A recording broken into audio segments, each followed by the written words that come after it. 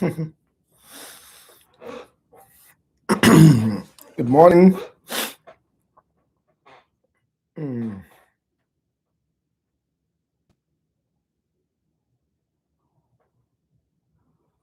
Good morning.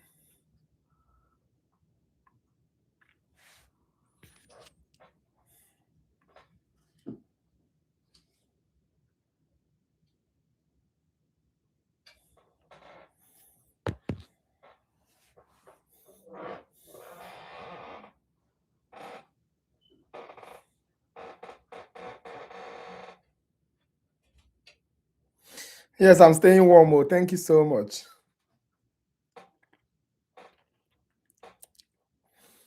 I know all of you are so happy to be at home today. You pray for more snow.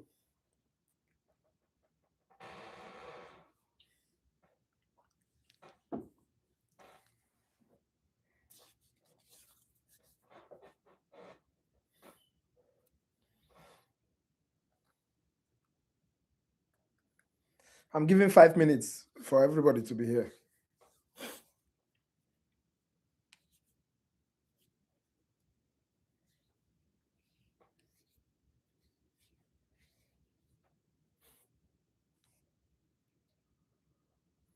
Say no more snow.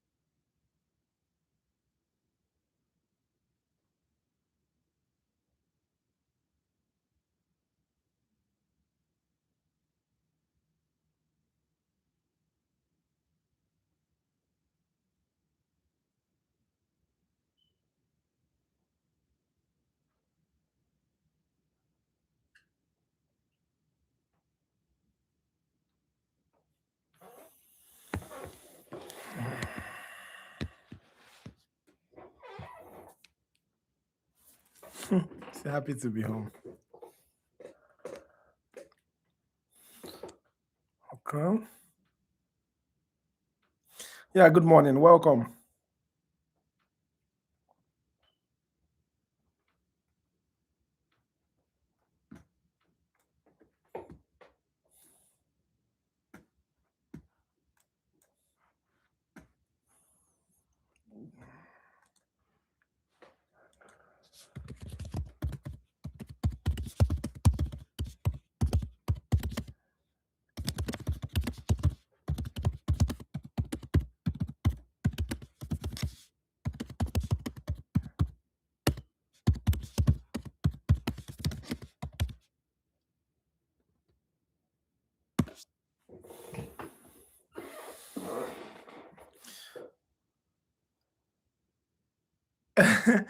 Yeah, I shuffled with the bad knee.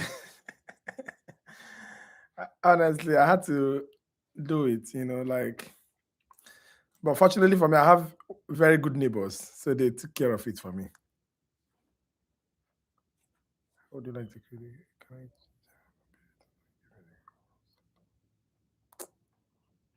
Hold on, I'm trying to.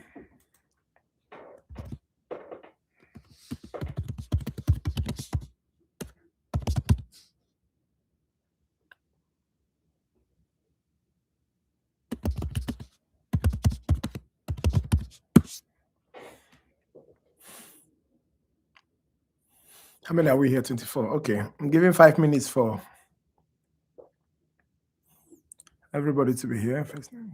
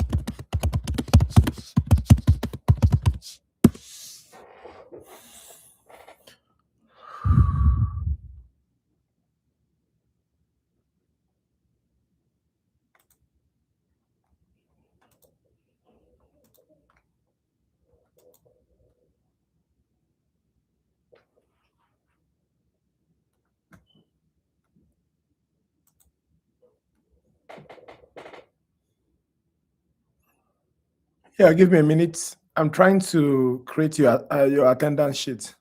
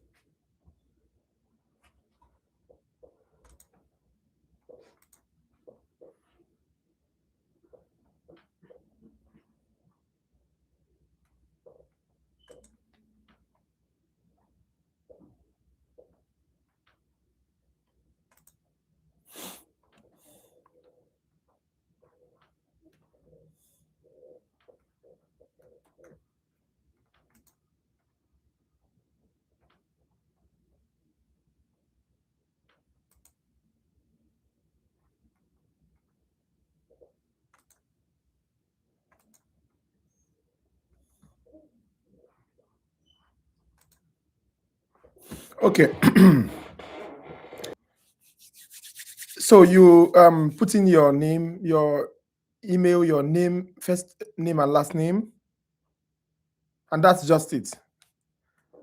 First name and last. Please do it now because I need to mark you, check the attendance. Do it now.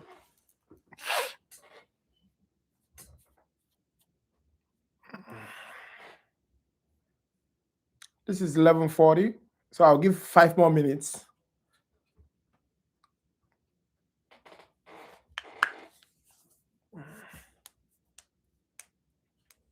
You don't need to write it here. I just gave the link. I sent the link now. Can't you see it?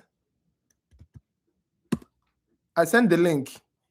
Can you see it? Just click the link and fill it in for me quickly, please.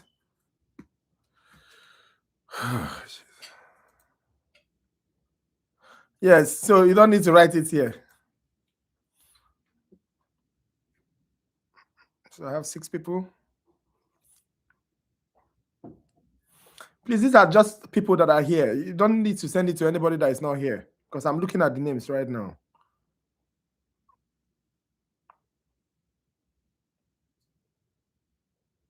And I will send you a second link before the end of the class because I'm supposed to get the people that we are here beginning and the people that, till the end of the class. You are compulsorily have to be here. All right. Don't worry, you don't need to write it in the chat. I'm not using, just fill in the link for me quickly.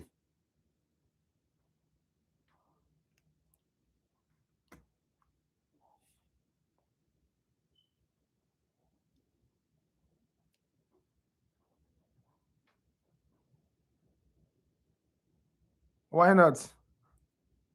Copy it and put it in another browser.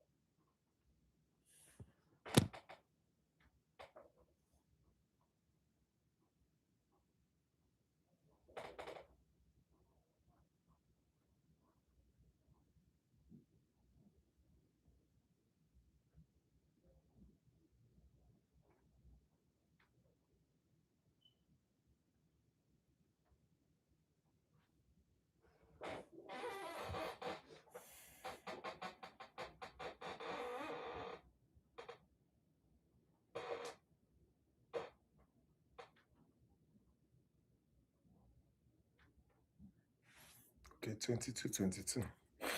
So 22, 22, yeah.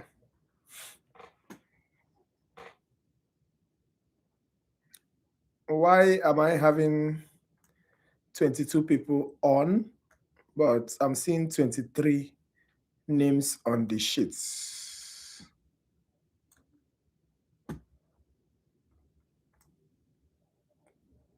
25 names on the sheet, and I'm seeing 22 names here. In class, 22. On the sheet, 25.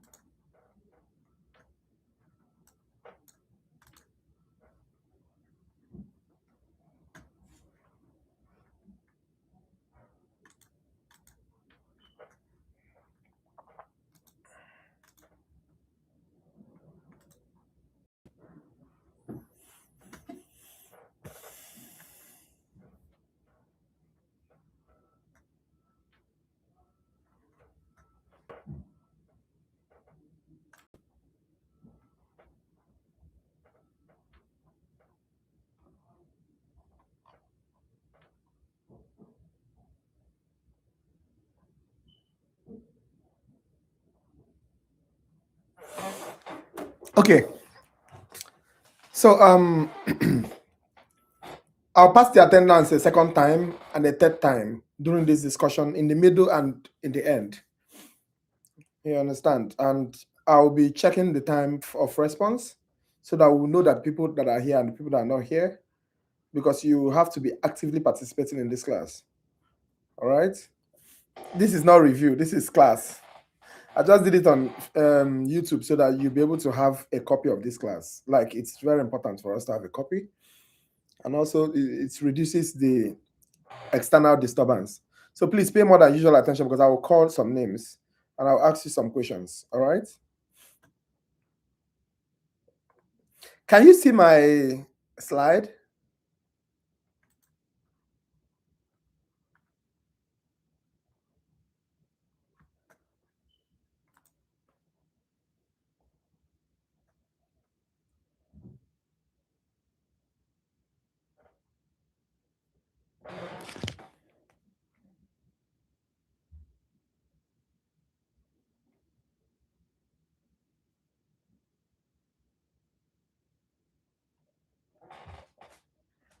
Yes. Okay.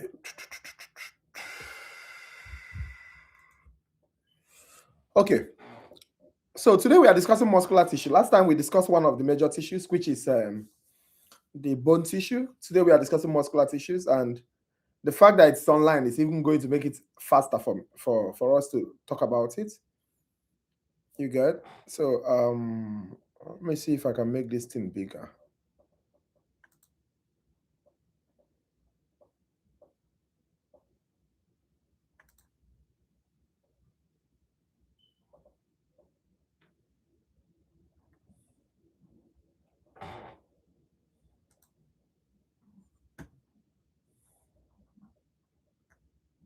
Hmm.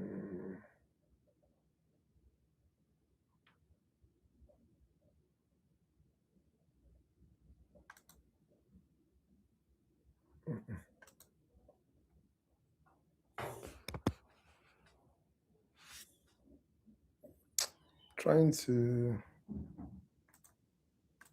slideshow from current slide.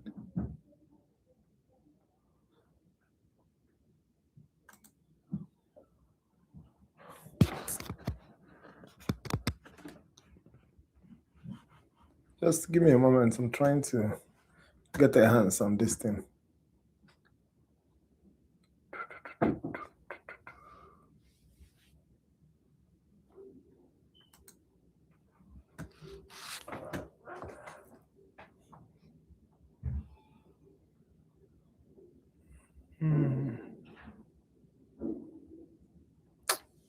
Hold on.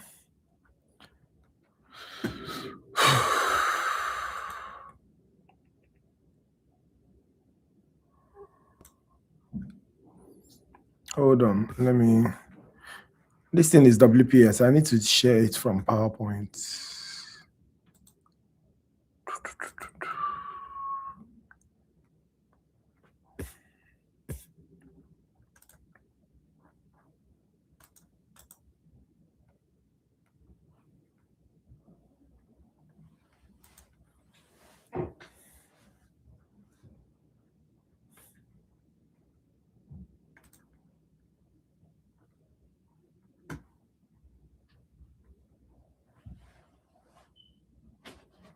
No, chapter 11.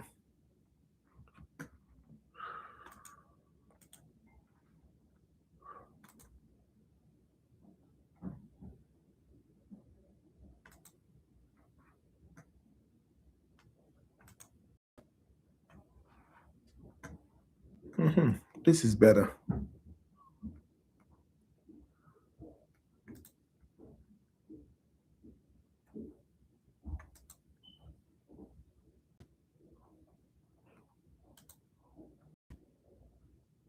Slideshow.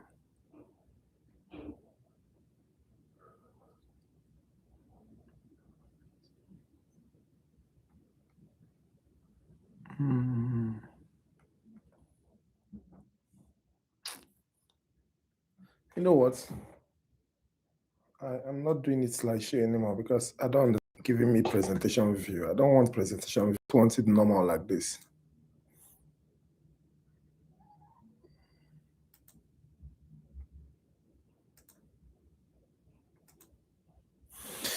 Okay. Anyway, that's notwithstanding. I believe all of you can see the page. This is chapter 11. I think we're supposed to discuss chapter 11 today, right? Yes?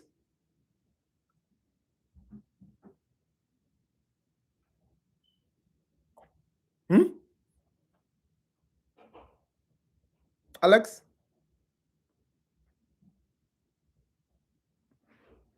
Yes, chapter 11. Chapter 11 is muscular tissue. As an introduction, you should know that there are 3 types of muscular tissue. First of all, muscular tissue is very fundamental, right? Everything you do is muscle. See how I'm talking now? See how I'm moving my hand? See how my mouth is moving? My eyes is blinking? Everything is muscle, all right? After the class, I was supposed to go to gym. Maybe I will go to gym if I have time. I'm supposed to go to lab today, later in the evening, but I'll still go to the gym to build muscle so that I'll have big P major. You understand? And also biceps. Make my bicep big and my tricep big so that when people see me, they will be afraid. All these things are muscles, all right? So muscle is very fundamental to living organisms. Extremely important that you know that.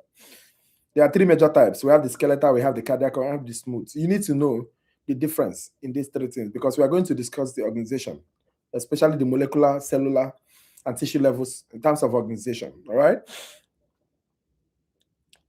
You need to, by the end of this course, be able to differentiate these 3 types of muscular tissue, how they function, what makes them different. You understand? That's why you need to pay more than usual attention, all right? Remember, what we are discussing is physiology and anatomy. Anatomy is location, location, location. Physiology is what? Function, function, function. Also, anatomy can be structure, structure, structure, right? So we are trying to get the right thing so that when we see the wrong thing, we'll be able to know. And what is that wrong thing? Pathology. So when you're in the clinic, you're always expected to make diagnoses, to know how to manage patients, to know how to treat patients. That's management, all right? And it can be using pharmacotherapy or using surgery. You understand? So all these things are still linked to it, knowing what the normal is, so that when you see the abnormal, you'll be able to differentiate them. So today we'll be describing the physiological properties that all muscle types share. Please, if you have any questions, just drop it in the comment section. I'm here looking at it, all right? You understand? We also have to define characteristics of skeletal muscle and discuss the possible elastic functions of the connective tissue components of the muscle, all right? So these are the universal characteristics of muscles that you must know. We have the responsiveness, we have conductivity, contractility, extensibility, and elasticity. You must know the differences between all these things. When you're talking about responsiveness or excitability, you're talking about how do you feel things, all right? What sends the signals? You understand? If it is in the muscular wall, for example, you understand, like the vessel walls, how do they, even understand that they need to stretch at a particular time? And when they stretch, what happens? How does the electricity move through them? That's responsiveness, or what we call excitability. When you're talking about conductivity, you're talking about the changes, you understand, in terms of excitation, how it travels along the muscle fiber. When we talk about contractility, how it shortens, extensibility, how it stretches, and elasticity, how it returns to the original resting length after being stretched. So we will discuss these components one after the other, but you need to know them because they will ask you in your exam. One of the following is not a universal characteristic of what muscle. You're expected to know these characteristics, all right? Now let's start with skeletal muscle. How do we differentiate skeletal muscle from others? What is special about skeletal muscle? Why is it so important? See my hand? I'm moving my hand because I want to move my hand. So that is what voluntary. If I want to keep my hand like this, I keep my hand like this. You see? I can keep it like this for as long as I want to. That's what voluntary. So skeletal muscle are usually subject to what's conscious voluntary control. Another thing you need to know about skeletal muscles is that when you look at them microscopically, you see things like line. These lines are called what? Striations. All right? So they are striated muscles. Striated. So if you look at the diagram, I think you can see my mouse. Can you guys see my mouse? Yes? You can see my mouse pointer? Yes. Okay. So these things are called striations, right? What causes these striations are alternating light and dark bands. All right? Yeah. That's good. So you need to be answering so that I know you are here. Alternating light and dark bands. Very, very important. So two things you need to understand is the striations and what causes striations, the alternating light and dark bands. You understand? We'll discuss how they overlap later. Then second thing you need to understand about skeletal muscles is that they are voluntary. Now, a muscle cell is also known as muscle fiber or myofiber. Muscle cell, muscle fiber, myofiber. You understand? It's as long as 30 cm. When you're talking about cell, you know what cell comprises of now? All of you know. When you're talking about cell, because we discuss cell.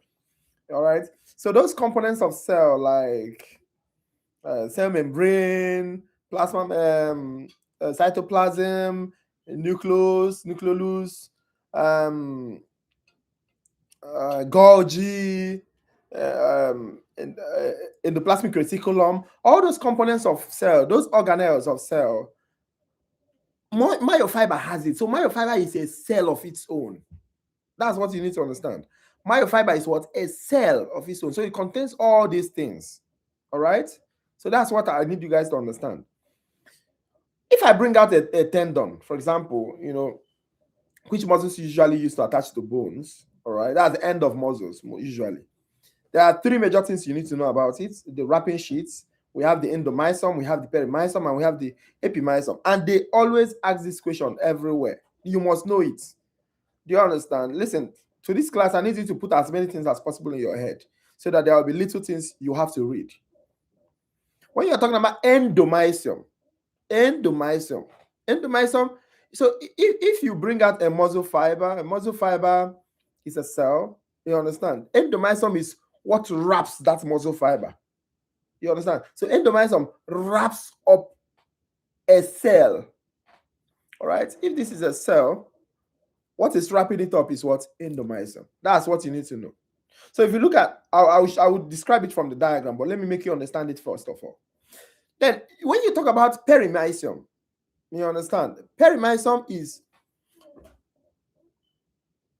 how do I explain it? Okay, so if I bring cells, like some group of cells together, all right, maybe in this my room now there are maybe 100 cells here. So I decide to arrange these cells in batches of five batches. Mind you, one of those cells is tied around by what? A connective tissue known as endomysium. Now, if I decide to batch them up, like maybe five or 10 in each batch, each of those batch will be covered by what we call what? Perimysium. And those batches are called what? Muscle fascicles. I need you to understand it. They are called what? Muscle fascicles. Let it sink.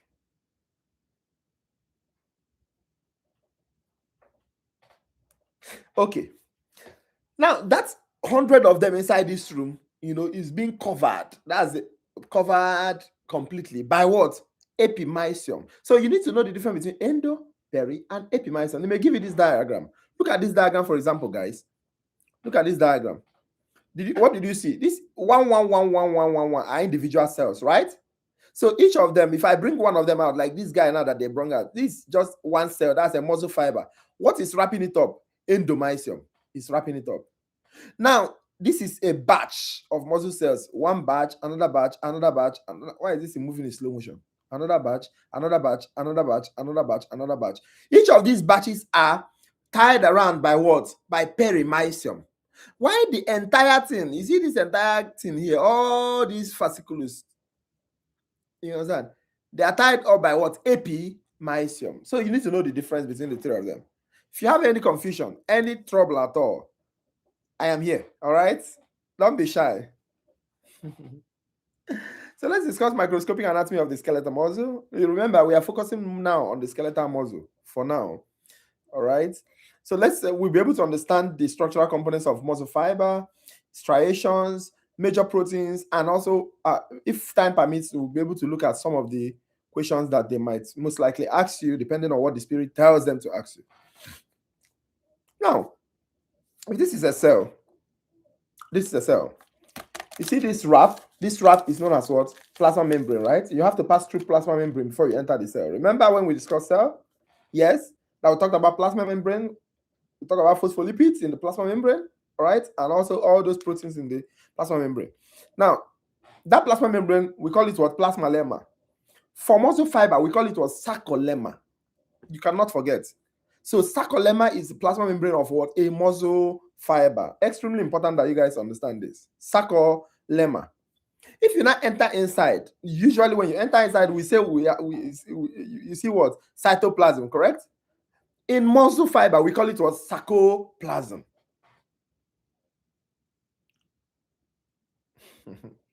I need you guys to internalize this thing. So we have sarcolemma, we have sarcoplasm, all right? Now, in that sarcoplasm, you have little things. Maybe let's call them organelles. An example is what? Myofibrils. Myofibrils. So myofibrils are bundles, protein bundles that occupy the main portion of what? The sarcoplasm. Remember, this sarcoplasm is a cell itself. Like the entire muscle fiber is a cell. It has what? The covering, which is sarcolemma. It has the internal environment, which is sarcoplasm. It has a lot of organelles, which we can, say that they are what? Myofibrils. It has a lot of glycogen and also a lot of what? Myoglobin. Glycogen, we know what glycogen is. When you eat carbs, it breaks down into a lot of glucose, and the body mops up those glucose into muscles, into the liver, and stores them as what? Glycogen. All right? It's a polysaccharide. It stores it as glycogen. So this glycogen is stored in abundance, usually in the muscles, to provide energy with heightened what? Exercise. You see the way I'm talking? It takes a lot of energy for my mouth to be moving. So these skeletal muscles, they always have a lot of what? Glycogen, because the body is immediately breaking the glycogen down back to glucose, add oxygen to it, and produce what? ATP. Now we have myoglobin. Myoglobin are usually red pigments, all right? Red pigments. You understand? They store oxygen needed for muscle activity. You understand? So this is a diagram. You know, look at the myofibrils, look at the sarcolemma that's wrapping around it. So all this internal environment is known as what? Sarcoplasm. So this sheet outside is what? Sarcolemma. Oh boy.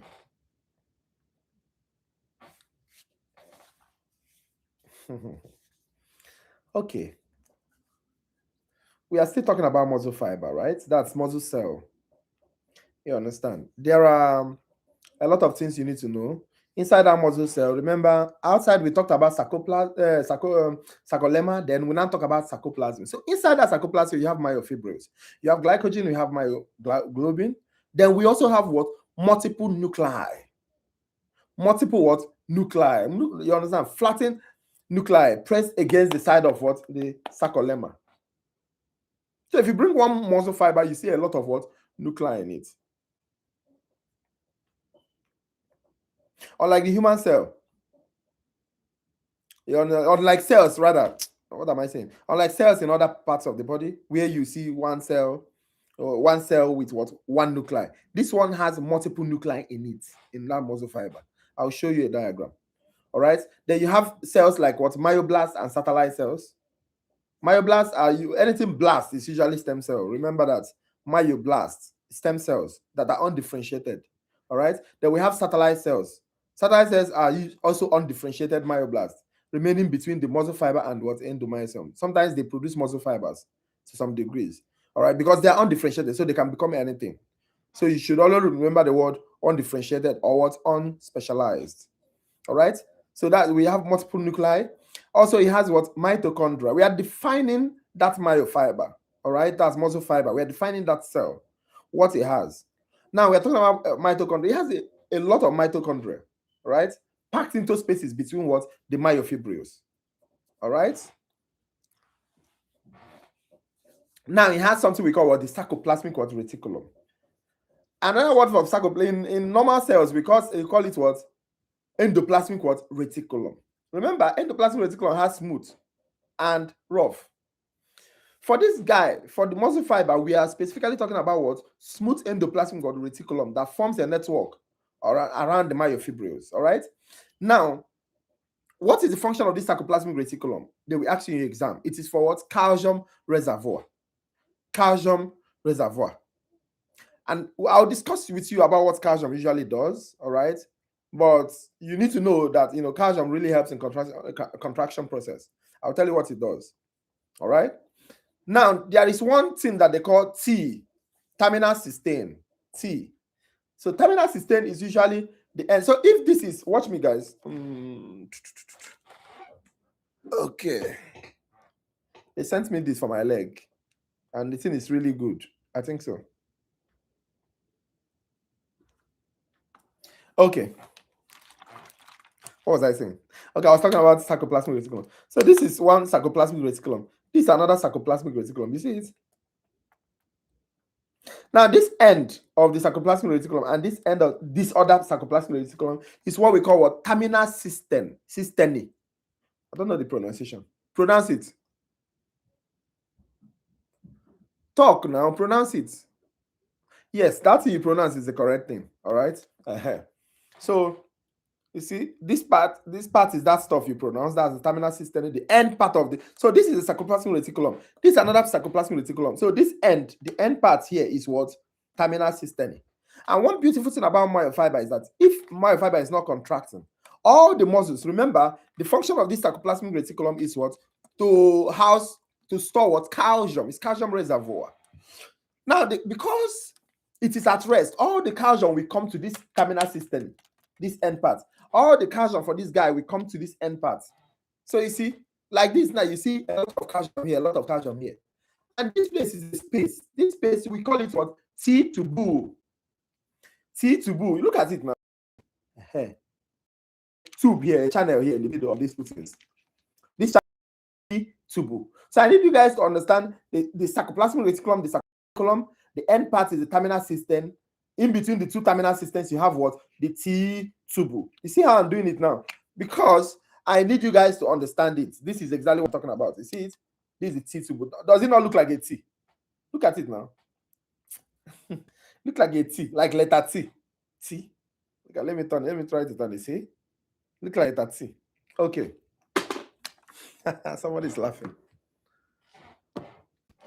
They want me to give a review for this thing. They sent it to me free of charge from the orthopedic clinic.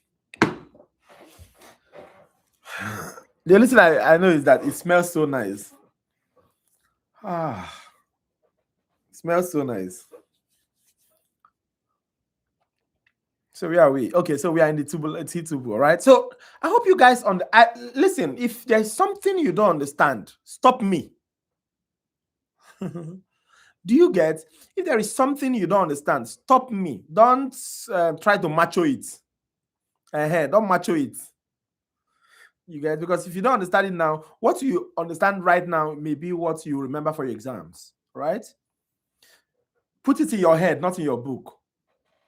This slide, you have it. If you don't have it, you can always tell me, but you have it in your platforms. So I need you to put it in your head, all right? Okay. So that's that. Does anybody have a question? So if you look at this thing, look at the T-tube. This is the T-tube. This is the T-tube. See? T-tube. T-tube. You understand? This is terminal system. This thing is the sarcoplasmic reticulum. This is terminal system, and this is terminal system. Remember, sarcoplasmic reticulum, endoplasmic reticulum in normal cells, there has nothing to do with calcium. Usually, the smooth produces what? Lipids. Why the rough produces proteins? Because the rough is rough because it has what? Ribosome. Do you understand? But this guy is different. You understand? So, I believe you do. So this is a muscle fiber. Guys, what you need to understand, okay, let's put it this way. Myofibrils make up what? Muscle fiber.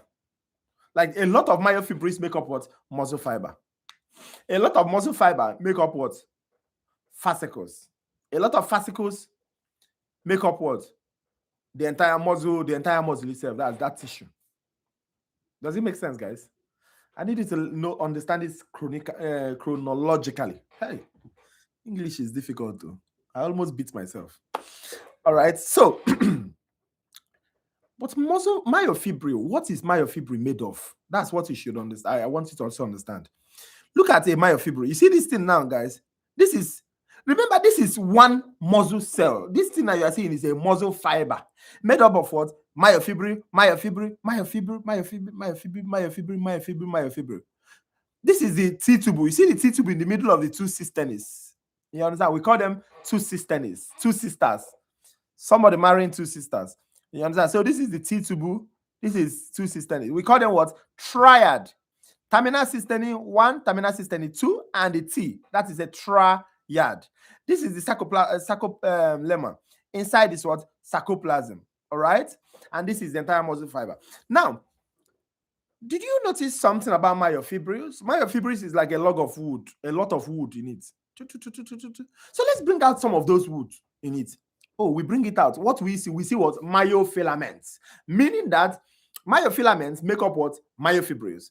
A lot of myofilaments make up myofibrils. A lot of myofibrils make up what? Muscles, myofiber. A lot of myofiber make up fascicles. A lot of fascicles make up what? Muscle tissue. We are still stretching it. You feel the stretch, right? Okay. So these are muscle, these are filaments. I need you guys to put this in your head, though. Don't play with it, though. You see this diagram? You see the way it's looking at you? Look at it like that. Both of you should be looking at each other.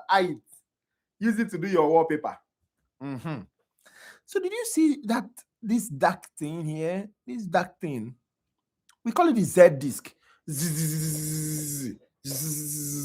We call it the Z disc. Look at it. Is it not Z? It's Z now.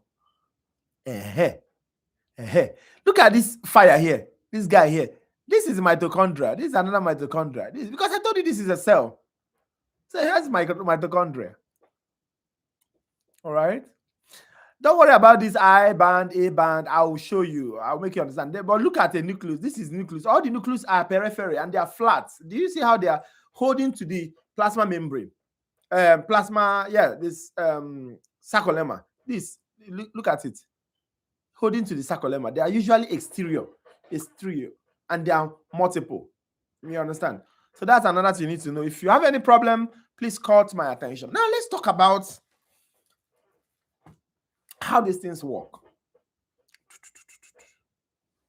First of all, what do you need to know? Listen, guys. You see this myofilament? You see this myofilament? Did you notice something about the myofilament? One is purple and it's thick, right? Aha. Right? Say yes. You're just looking at me. You don't want to talk. Okay, guys. So this purple one, did you see it's thick and purple? This other myofilament, did you see it's thin, and a little lighter? Yes. Aha. So this, hold on, I need to.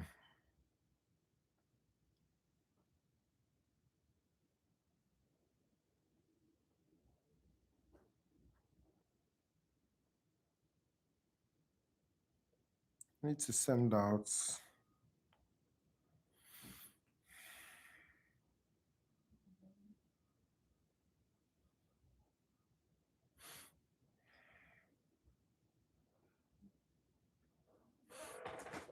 Okay. Sorry for that. I need to send out something. So you see how thick this guy is? You see how thin this guy is? This guy is thick and big like me. You understand? Like last semester, this was how I was. See how thick I was last semester. But this semester, everybody's looking at me, Professor, you lost weight. Yes. So I became thin. This is thick. This is thin. This is thick. This is thin. You have to play around this thing. Anatomy is interesting. You have to play around it, all right? So that thick myofilament is known as what? Myosin. Right? That thin one is known as what? Actin. Thin, actin. Do you understand? Actin, myosin, actin, myosin, actin, myosin. So actin and myosin are what? The myofilaments. Then the myofilaments make up what? The myofibrils. The myofibrils make up what? Muscle fiber, myofiber. The myofiber makes up what? Fascicles. The fascicles makes up what? Muscle tissue. That is like if you have a book now, that's how you have to draw the chain so that you'll be able to get this thing. All right? Okay, so now let's talk about the myofilaments because those are the most important components. We are trying to break down this thing to the molecular level. Remember what we said initially, that we want to break it down to the molecular level so that you'll be smelling anatomy when you are going to work later in the day. All right? Okay. You see that thing that we did, zzz, this is it. When you look at it properly, this is it here. So this is one zzz. This is another zzz. Somebody's laughing. You say, why is this guy doing zzz? Because it's like Z.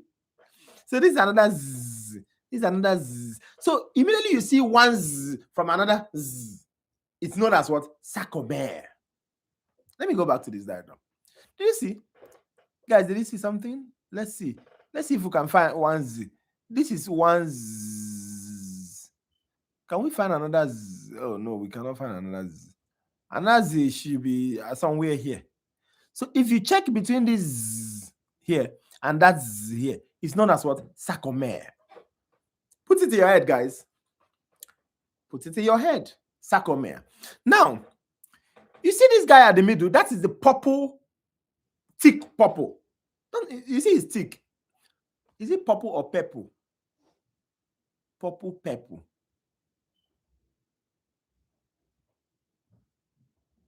Destiny, which one is correct? Is it purple or purple? My pronunciation is horrible. How do you guys even understand me when I'm talking? First of all, I pronounce bad. I speak so fast. How do you guys... You spelled the thing. I know the spelling. For real, like, how do you guys understand me? I'm serious. Because, like, people don't complain that they don't hear me well. But yet, my voice is terrible. Purple, 1. purple, 2. So which one? 1 or 2? Purple, 1. Purple, 2. 1 or 2? 1 or 2? Let's see.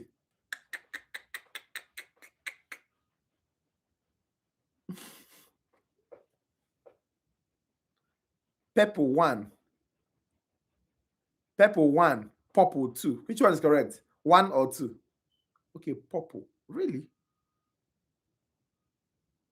2, 2, 2. Let me see if there are more people. So nobody say 1. Purple. Purple. Eh? So I've been correct all this while. And I've been thinking I'm so wrong. I get 1. No. Alex says 1. And you know I always believe Alex.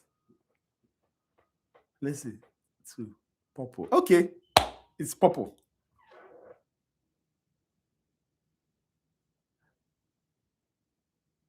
So you guys have been understanding. Thank you so much. So anytime I speak too fast, please stop me. Anytime you don't understand anything, stop me, all right? Like, I really like people, but when you listen to my lectures, you don't need to go read. Like, that's what I want, all right? So your other reading should be just exam prep, like little preparation, but you need to understand the concept in this class, all right? Okay, so let's go back. So once, just imagine they gave you this picture in the exam hall. And you see one Z here, you see another Z here, and they'll put one big line, pew, like this. Guys, that is what sarcomere. You cannot forget it, though. You cannot come and forget it. Okay, now, this big one is that purple one that we discussed, that big thick purple. So the thick one is known as what? Myosin. Thick myosin. You see the sound? Myosin. You see how thick it sounds? Like somebody that's having sleep apnea. Myosin. Okay, so this guy here is actin. This is actin because it's thin. So the actins are always attached to the Z disc, but myosin are not. Myosin are always in the middle. For contraction to happen, actin and myosin has to overlap itself. I need you guys to just understand that's contraction and relaxation. Relaxation, they relax itself. So this is relaxation, they leave themselves. This is contraction, they come together. Does it make sense? Okay. So there are some other things you need to understand, all right?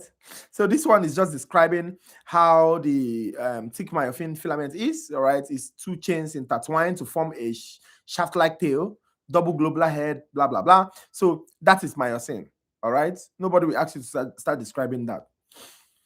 But now, let's look at some important details you must remember. All right? Now, actin. This is actin, guys. This is myosin. This is actin. You see how thin it is? You say 1. Antoinette says 1. Ha. Antoinette, everybody said 2. Only you say 1. No? So this is actin. Myosin is thick. This is actin. Actin is thin. Now this actin has an opening here. We call it what? Active sites of actin. Active sites of what? Actin. Active sites of what? Actin.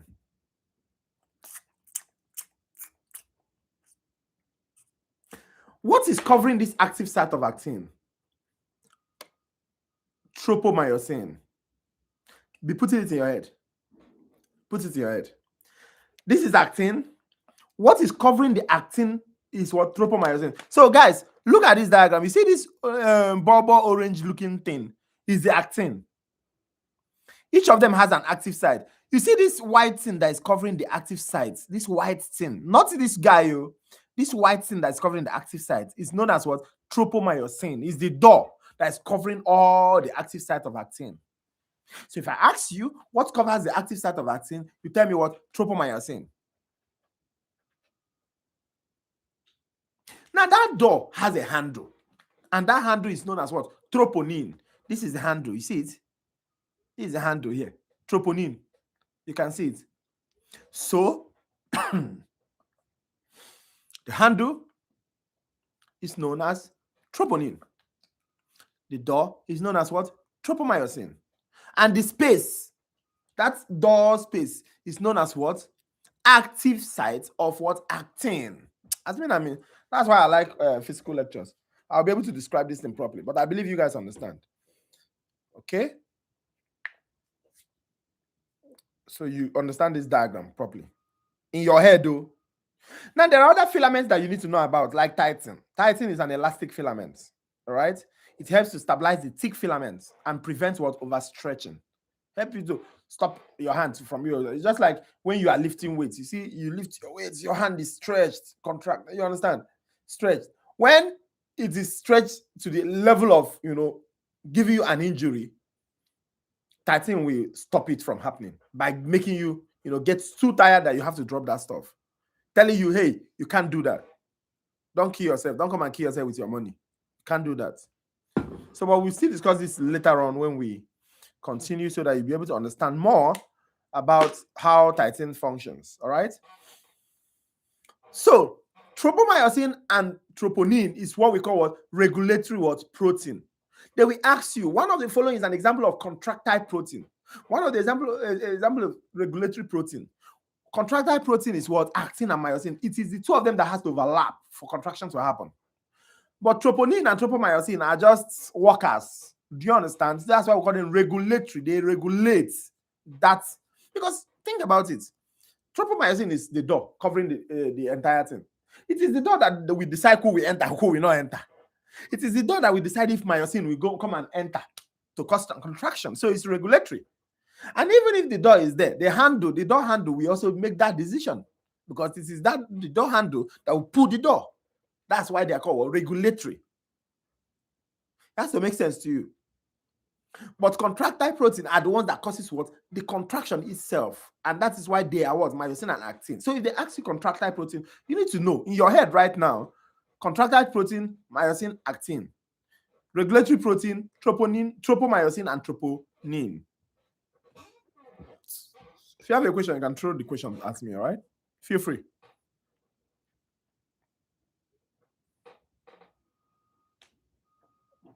Now we have other accessory proteins, you understand, like dystrophin and the rest of them, all right? Okay, this is dystrophin. Very important clinically. Like when you go to the clinic, you understand what we're talking about with dystrophin, all right? So dystrophin, sorry, it links actin in the, this is dystrophin. Let me show you that guy. See this red guy? Very, very important. Did you notice what it does? This is the actin filament. You understand? This is actin filament. What it does is that it links this dystrophin links this actin filament to this protein here, this linkage protein here that we have here, and this linkage protein now transfers information to the endomysium here. You understand? Because it goes like this. Watch it. Look at it. The information is transferred from here to here to here to here and to this guy, endomysium. So that's why they said links actin in outermost myofilaments to transmembrane proteins, which is what? These guys, these three proteins, and eventually to the fibrous endomysium surrounding the entire muscle cell. Very, very important. So it transfers that force of contraction, because that contraction happens here. This is the thick filament, this is the thin filament. When the contraction happens, it transfers it from dystrophin to these linkage proteins and to the endomysium. All right. Sometimes it can, some people have genetic defects in this particular dystrophin. They ask you in your exams, like the NCLEX, USMLE, for people that are preparing for those exams here, genetic defects in dystrophin produces muscular dystrophy. Very, very terrible. And we have major 3 types. All right. We have Duchenne, we have Becker, we have Limb-Girdle. All of them, they have their own individual similarities, and you need to look at it up later. Now, this is what you need to know very much for your exam. Oh yeah, everybody do like this. Do like this. Don't worry, I'll be giving you guys coffee break. Or if anytime you want coffee break, tell me, because I really, the research says that when you study for 50 minutes, you should rest for 17 minutes. For real. So when you guys are reading, when you read for 50 minutes, rest for 17 minutes. but not when you're in class. In class, you're not resting until further notice. Yes, stretch. Mm-hmm. Is it chakam? So you have to stretch so that you'll be remembering very, very well. I need you guys to be active and engaged. So just go with me. Stretch the muscle. Stretch it. Employ your myosin and actin, your contractile proteins, and also your regulatory proteins. Employ them. Because that's what I'm doing right now. Because you're already blinking to sleep. Not in my watch. Hey, God.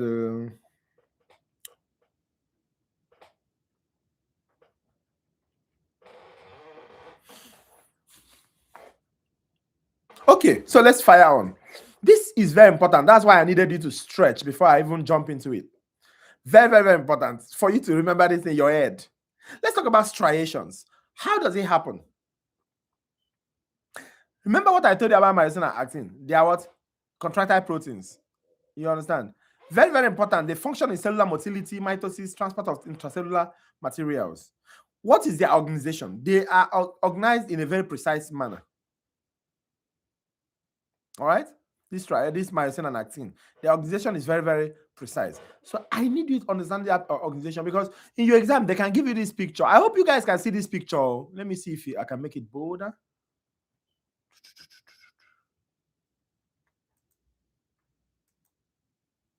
All right. Better? Yes? Yes, I think it's better.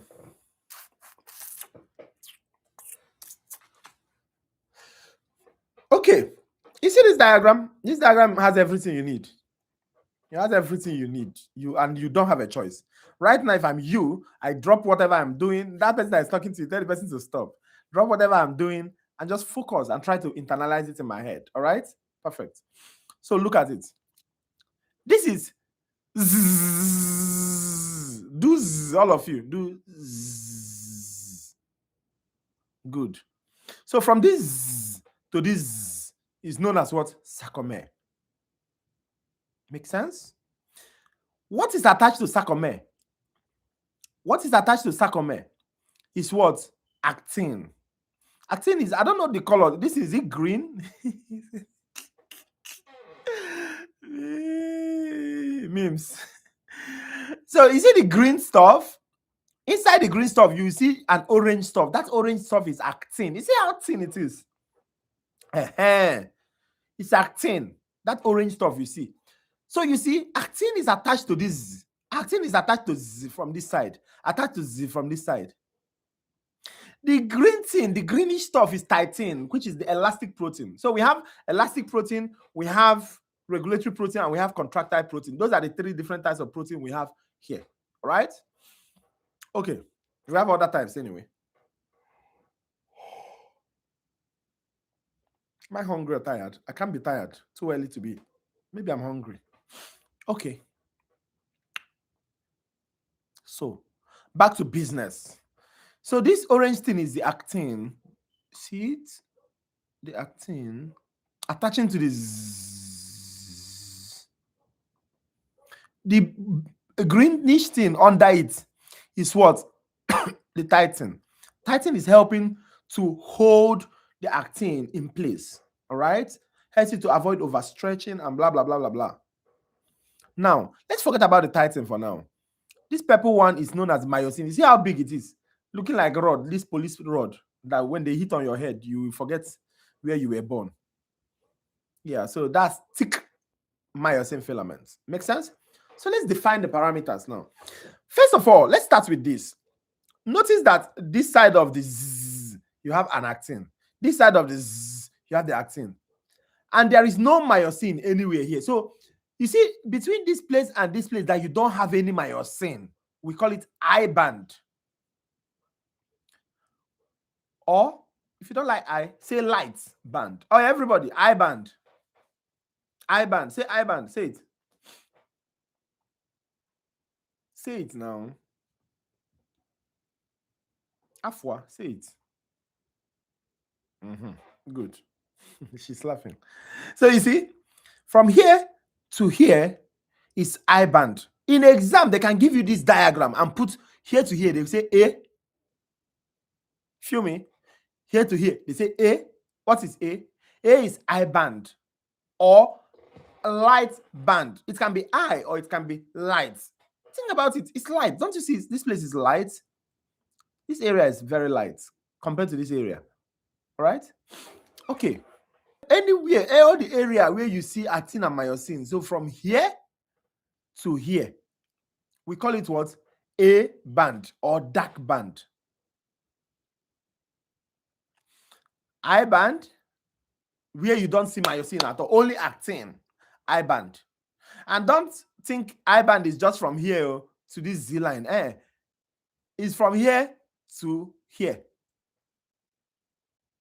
Actin, like I band or light band.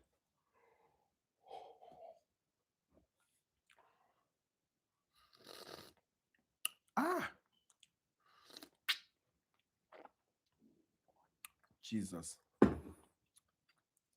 Anybody that introduced me to this thing, God bless the person. Lemon, hot water, and honey. Mix the three of them together. Do it like this. Do it like this. Chakam. Okay. Let me not make you distract you. I don't want to distract you because I know somebody has stood up to go and do it. Okay, guys. So the light band or I band is from here to here.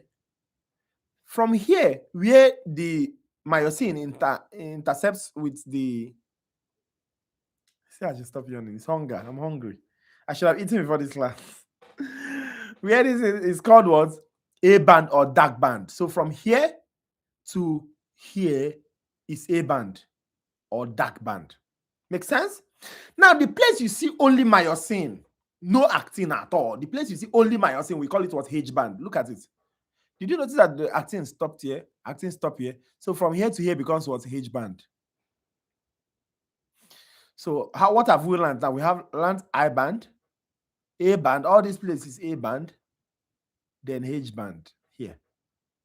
Now in between H band, you see one line, we call it what? M line. So let's see, how many concepts did we learn? Actin 1, myosin 2, titin 3, Z-disc 4, this I band here 5, this A band here 6, this H band here where you see only myosin 7, the middle line here, the M line 8. You see these 8 things, you must know them. There's no way on earth that they will give you questions on muscular tissue that these things will not come out. It doesn't, it's impossible. Even if it's 5 questions that comes out, that 5 might be from here. I'm telling you. Telling you. So this is the description of all those things we just discussed. So I won't go back to it. Okay. They can give you this thing as a diagram. You see the other one they gave you? This one? This thing is exactly the same thing with this. It's exactly the same thing. So if they give you this, how do you interpret it? What do you see? Think about it. You see this line? You see this line here? This line. This line is what? Z-disc. So you look for another Z-disc. This is another Z-disc. So between this Z-disc and this Z-disc is what we call what? Sarcomere. You see? Very, very easy. So this guy that is light here is what? I band or light band. It's as simple as that. And this guy that is black here is what? Dark band or what? A band. Now, if you see in this dark band, you see in the middle is light. This light area is the only place you have a little lighter, right, than the other dark area. That's where you have what? That's where you have the only myosin. So that's what the H band. Look at it. H band. And in this H band, in the middle, there is one line there that is called what? M line. Check it out. So I'm going to give you 1 minute to look at it and internalize it. You can decide to use this one or this. Anyone you feel free. to use. Any of them, you can see any of them in your exam or both of them in your exam.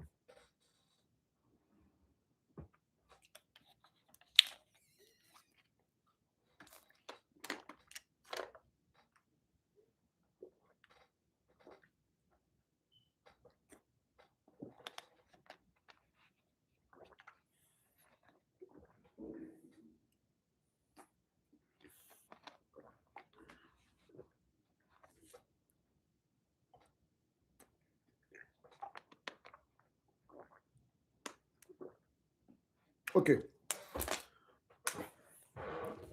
I believe it's in your head now. Is there somebody that don't have it in the head? I'm not talking about your book. I don't tell you to write it down. I say put it in your head. Close your eyes and say it. Ask yourself to define A band, I band, Z line, M line, H line, Z disc, sarcomere. Ask yourself to define those concepts.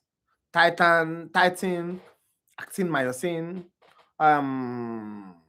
myofilament. What are myofilaments?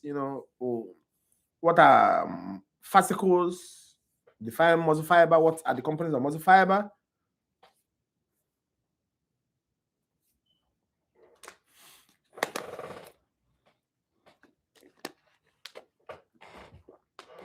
Okay. So let's proceed. We already discussed about sarcomere. So I've already explained it. So let's look at the nerve-muscle relationship. Nerve-muscle relationship.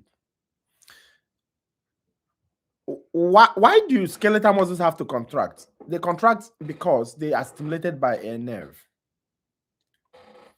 Just imagine I take this pen and I prick you. Like this. You see, you do your hand like this. You understand? So what tells you to stretch your hand or to contract your hand is what we call what? Nerves. All right. I don't know if I've discussed neuro with you guys, but if I discuss neuro with you, if you don't understand it, please go to the videos on YouTube and watch neuro. It's extremely important that you understand it so that you know how it innervates nerves. But today we are going to do a very good job to explain it. When we cut a nerve, we call it what? Paralysis. Anything can paralyze a nerve. All right. Sometimes it can be innervation atrophy, which is anything atrophy is just shrinkage. See, metaplasia and hyperplasia and hypertrophy. You know the difference. I believe you guys know the difference. Hyperplasia is when you increase in size by what? Multiplication. That's hyperplasia. Now, hypertrophy is when you increase in size by what? By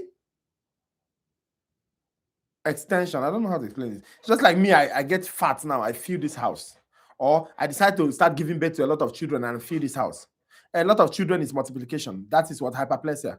But me getting fat to feel this house is what hypertrophy. It's the same thing. Expansion, growth. All right. But the two of them, the opposite of the two of them is known as what? Atrophy. All right. So atrophy is shrinkage. It can be shrinkage by size. It can be shrinkage by destruction. All right. So shrinkage of paralyzed muscle when connection is not restored is known as what? Denervation, what? Atrophy.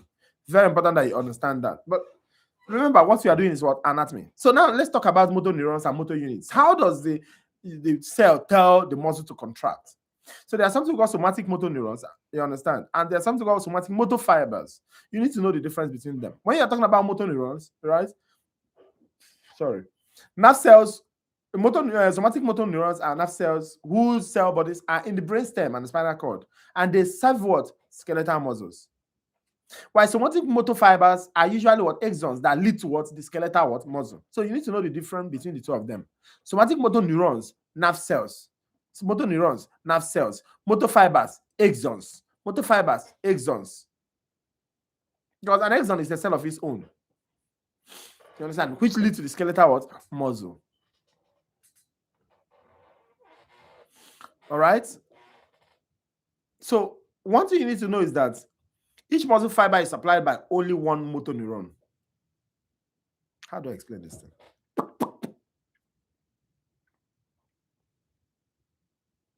Okay. If this is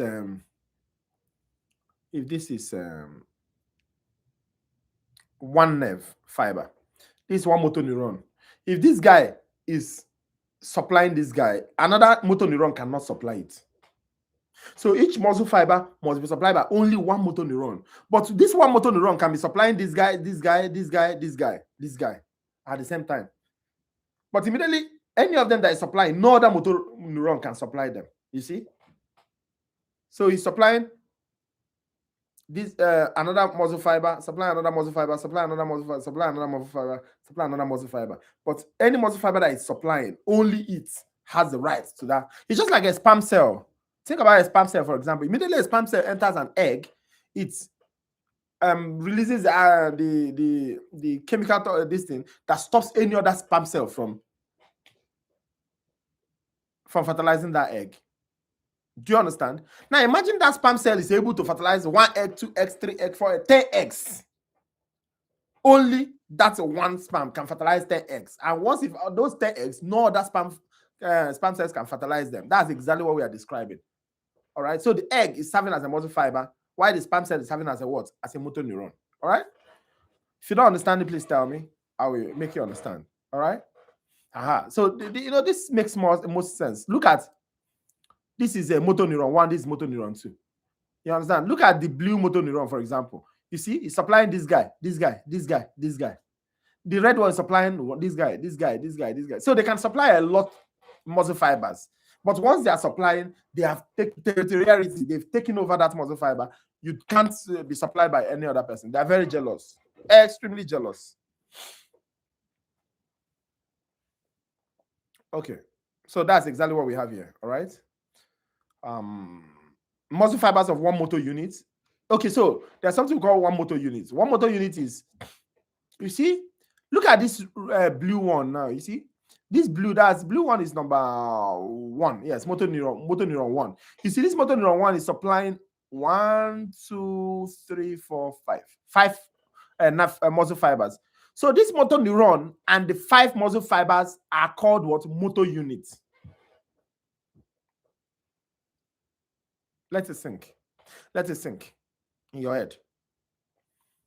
Look at the red one. You see, just that red one has a branch supplying this guy 1, 2, 3, 4. So this, if they ask you what is motor unit is the nerve and all the muscle fibers it is supplying. That is called what? A motor unit.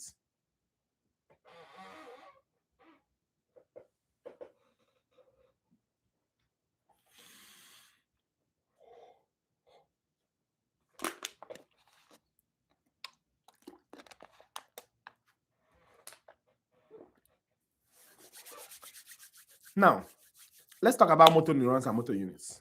Average motor units, 200 muscle fibers for each motor unit. You understand? Meaning that one nerve supplying about 200 muscle fibers on the average motor unit. Small motor, there are some small motor units. That's one nerve to like 6 muscle fibers. 1 to 6. Small motor units, they have a fine degree of control. All right, like your eyes. You see how your eyes is very fine degree. You see, muscles of the hand has to be very, very finely defined. So those are little small motor units. So that's why they make decision faster. Then they will have large motor units, very more strength than control, powerful contraction supplied by what? Large motor units. Example is the gastrocnemius in the back of your leg. We call it yam in Nigeria. Call it yam. If yours is too big in Nigeria, we call it yam leg. But the truth of the matter is that it is very, very well defined, especially in people that do a lot of exercise, athletes, and all those things. So that muscle at the back of your leg here is known as what? Gastrocnemius. You can just Google it now and see what I'm talking about. So it has almost 1,000 muscle fibers to 1 neuron. All right. So let's talk about neuromuscular junction. All right. So you see, guys, this guy here on red is a muscle fiber. All right.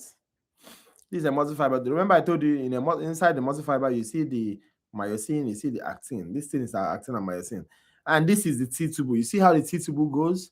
Now, in between, beside the T-tubule, you see, this is a terminal cisternae, this is a terminal cisternae. What is stored in this terminal cisternae is what? Sarcoplasmic reticulum. What is stored in it is called what? Calcium. Calcium is stored in it. So I need you to remember this background. Now, this is a muscle fiber. Now, this muscle fiber is touching a nerve. So this a nerve or motor neuron, you understand, is activating this muscle fiber. You understand? So it's just like if I go back to this diagram. So you see this guy here. Think about this guy here as a muscle fiber. You see this guy here?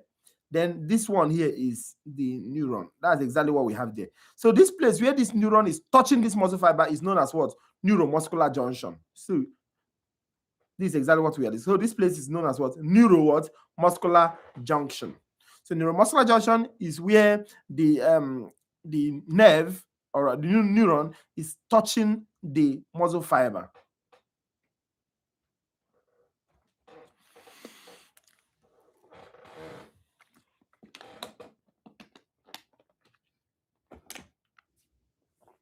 All right. Extremely important that you know. So let's know what happens now.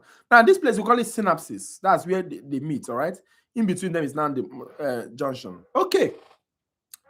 Let's see what happens in a synapse. Extremely important that you know. What happens in a synapse?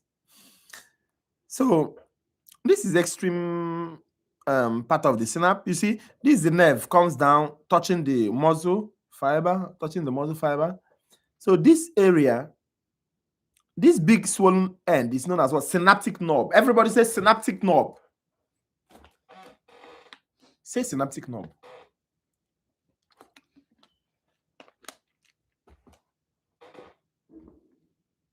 So synaptic knob is, if they ask you synaptic knob in the exam, tell them that synaptic knob is the end part,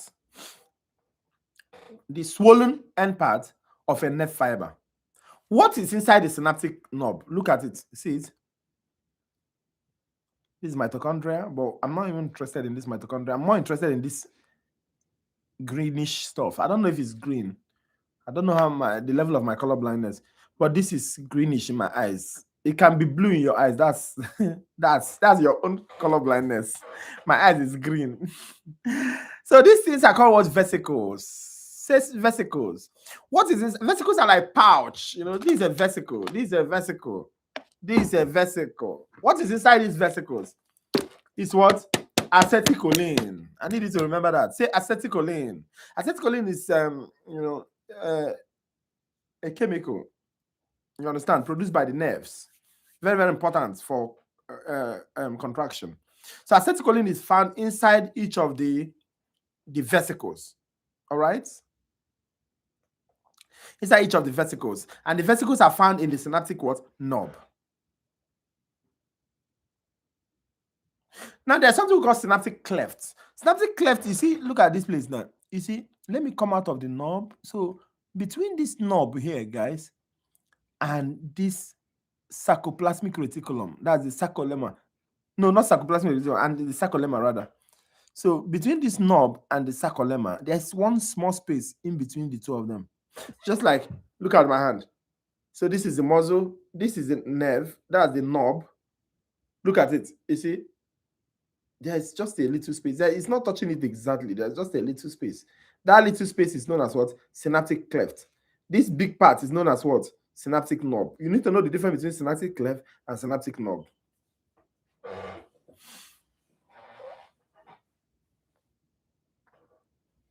So how does this thing work? How does this synaptic vesicle work? It will burst.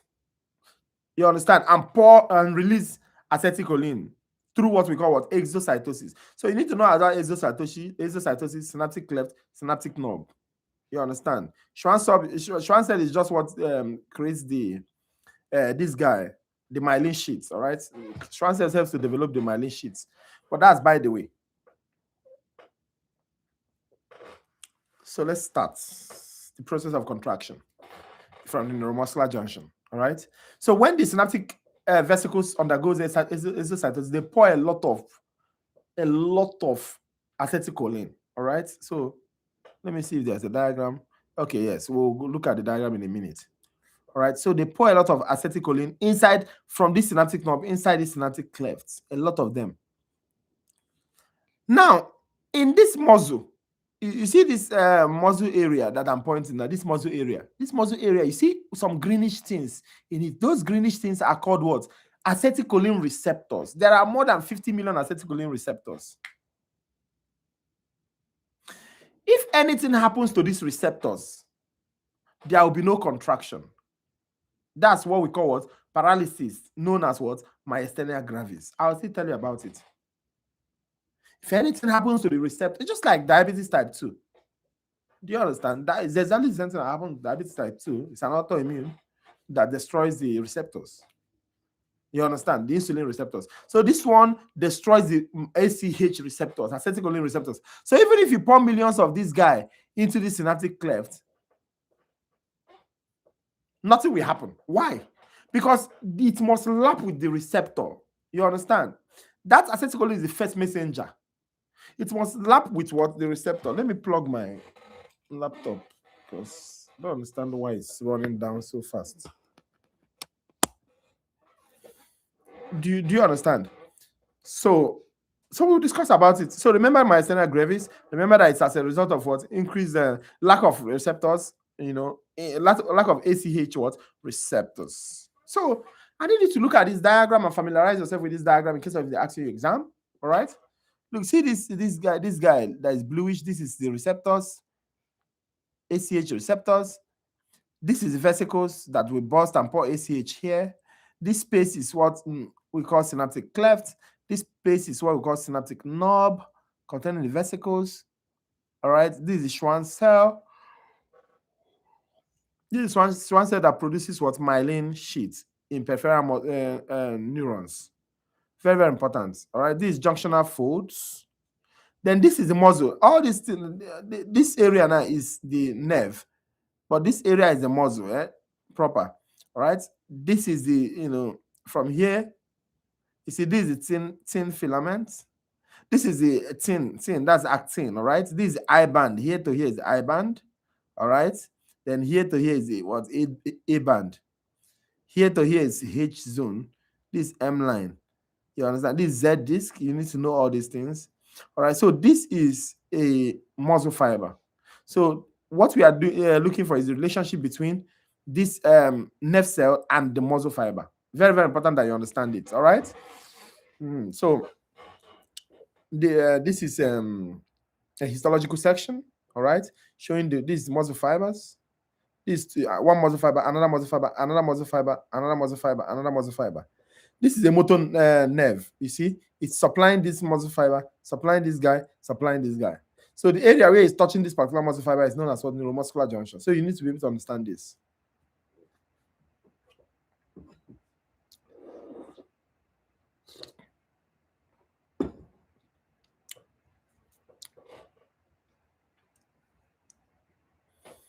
We can activate muscle fibers and neurons because their membrane, plasma membrane, exhibits voltage changes in response to what? Stimulation. When you stimulate them, they change voltage.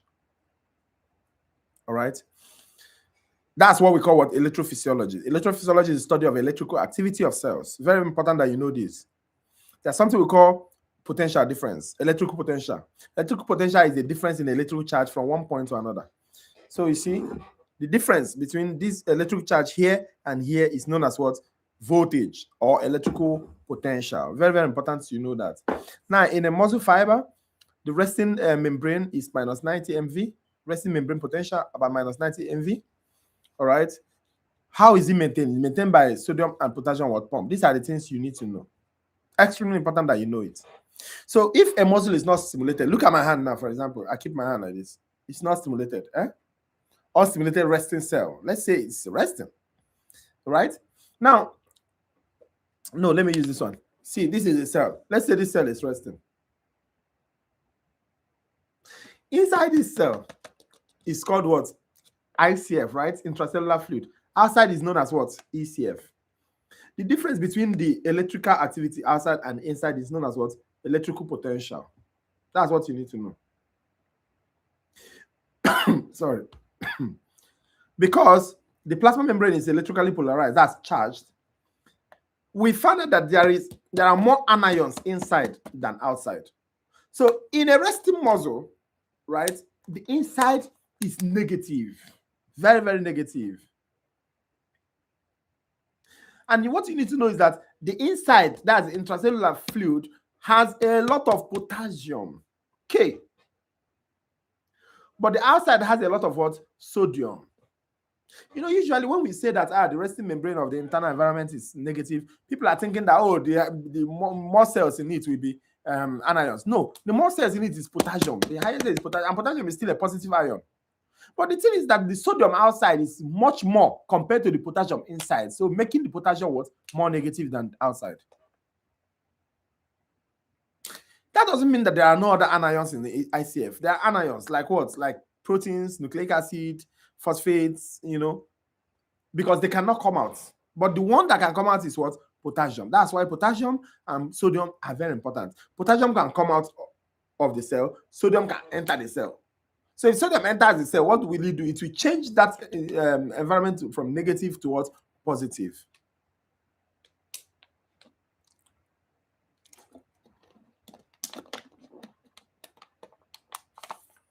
I hope you are following. So this is the, you know, the pathway of stimulation. Remember, we just discussed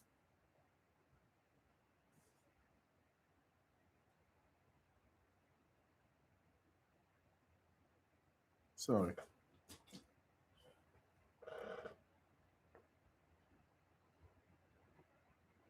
So we just discussed unstimulated resting cells, all right?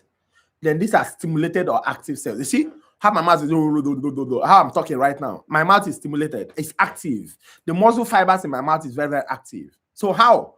What is happening? Why is it active? You need to know it step by step. And it's very, very straightforward. Very straightforward. Ion gates open in the plasma membrane. Don't worry, I'll explain it with the diagram so that you guys will understand it properly. Yeah, ion gates open in the plasma membrane. And immediately ion gates open, sodium rushes inside. Immediately sodium rushes inside. What happens? Remember, we say resting membrane potential. The inside is what? Negative. So, but immediately sodium rushes inside. The inside becomes what? Positive. Briefly. And that is what we call depolarization. Depolarization.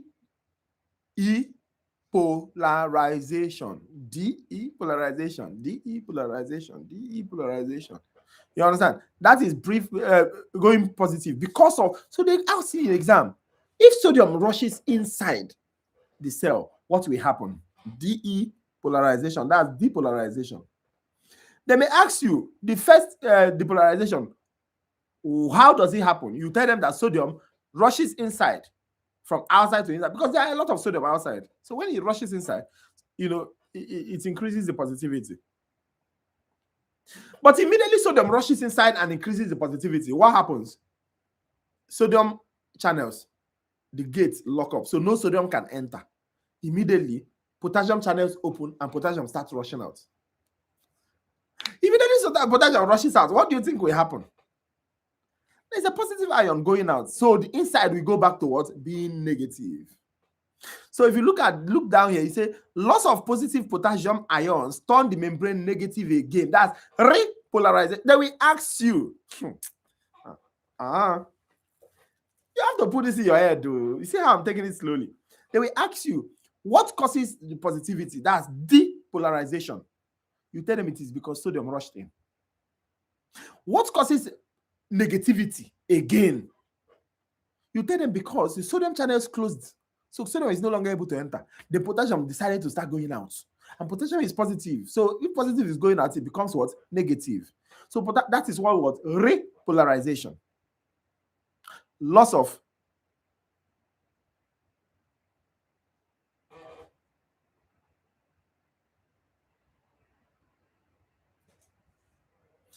you understand? Repolarization, that's loss of. These people are disturbing me. My therapy people. Today is what? Tuesday. No, I don't have therapy today now. Why are they calling me? It's interrupting my class, man. If you call once, if I don't pick, you don't need to call again. You don't need to keep calling. It's just so annoying. Okay. Wow, we've spent an hour, 30 minutes. I think I'm going too slow. Boy, I have to rush you. Thought I'll be able to finish on time, Seth. Okay. Now, guys, action potential. Look at it. Hi, I'm looking for something to make you understand. Let me see if there's a diagram.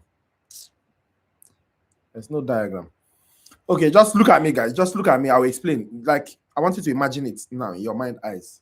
Or better still, I have this.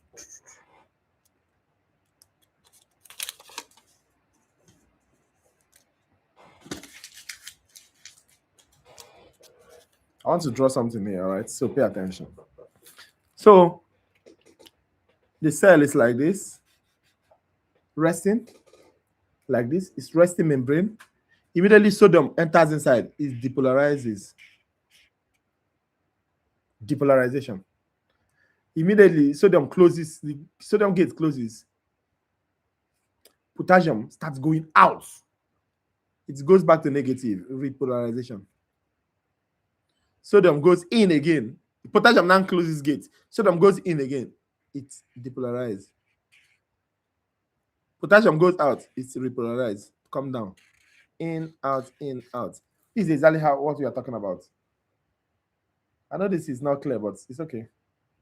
This is that. So in, out, in, out, in, out. That is what leads to what? Action potential. So what is action potential? Action potential is a quick up and down voltage shift from negative resting membrane potential to a positive value and back to negative value again and back to positive value again. So when you keep going up and down, up and down, up and down, up and down, up and down, up and down, it's just like a car that refuses to start, right? You put it on, you do. I don't know if you guys use a lot of good cars in the US. So I know you may not have experienced it. But the situation whereby your car is down, maybe the battery or something, and you want to start it. If you start it within, so you see that that is what we call what? Your depolarization, repolarization, depolarization, repolarization, depolarization, repolarization, until the car heats up well and it will do vroom. That is what we call action potential. Wisdom. That is what we call action potential. So initially there is up, down, up, down, up, down, up, down. You understand? You need to know what causes the up and down, the up and down, the up and until there was what? Action potential. All right? So action potential is a quickly fluctuating voltage seen in an active stimulated what cell. An action potential at a point on a plasma membrane causes another one to happen immediately. So, one thing about action potential, if immediately you do boom, you understand? That action potential, if there is another car, think about it that way. If there's another car that is down like that, if you just connect the electrodes, that your car will start that other car. If there's another car, it will start it. It will keep starting other cars, keep starting other cars. That's how action potential works. Once there's one action potential, it will lead to another one happening, for another one happening, to another one, until they accomplish their goal. You understand? That's how you keep moving. So there's a nerve here, action potential is formed here, it will jump to the next one, jump to the next one, jump to the next one, jump to the next one. It will keep spreading like that. You understand? But that time that is doing vroom, vroom, vroom, can it start another car? No, because it has not gotten to action potential. That time is called what? Local potential. Vroom, vroom, vroom, vroom, vroom, vroom, vroom, vroom, vroom, vroom, vroom, vroom, vroom, vroom, local potential. Vroom, vroom, vroom, vroom, vroom, local potential. Depolarization, repolarization, sodium in, pause, potassium out. Sodium in, potassium out. Sodium in, potassium out. Sodium in, potassium out. Depolarization, repolarization. Depolarization, repolarization. Then, boom, boom, boom. Action potential. Then the action potential will spread and cause another action potential and cause another action potential. And it keeps spread until you get to where? Neuromuscular junction. Guys. You see, this is so interesting. It's just like, I don't know. Some people don't enjoy it, but I know it's interesting. That's exactly what is described here. You understand? When the sodium depolarizes, during depolarization, what happens? Depolarization, sodium jumps in. Sodium is positive. The cell inside becomes very positive. At that moment, the potassium gate is locked, so potassium cannot go out. Sodium will go in and increases the positivity, right? Now, immediately, sodium gate locks up. Then potassium gate opens and potassium starts going out. Repolarization. So you see it's resting. Depolarization, repolarization. Do you understand? Aha. They keep doing that until what? Until action potential is formed. I will tell you more about action potential. No. let me jump this place. I'll come back here, all right? Don't worry. There are other things you need to get first before we talk about paralysis. I'm coming back.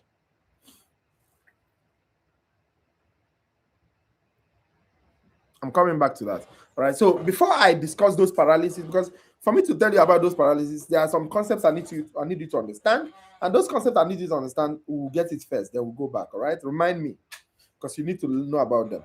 Now, there's something called behavior of skeletal muscles. We need to know how skeletal muscles behave. All right. How are they stimulated? We've already started that discussion. All right.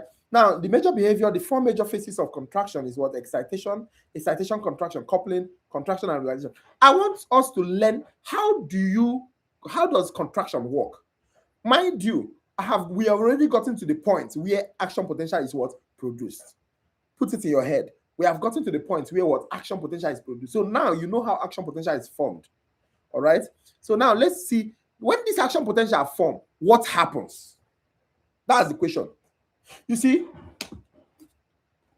action potential was formed in this particular nerve. It now flows and jump into this nerve. See this nerve? This nerve now, action potential comes. This is the knob, synaptic knob. Remember what I told you synaptic knob is? The end part of the nerve. See, it is swollen. Inside it, what does it contain? It contains what? Vesicles that contains what? That contains what? Acetylcholine. When then action potential comes inside that knob. What does the action potential do?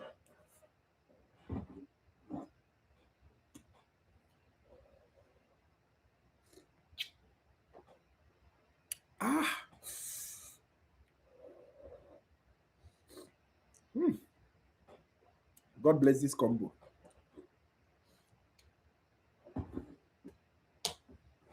Okay, guys. What does the action potential do? You are laughing. That's what I want to be ringing in your head.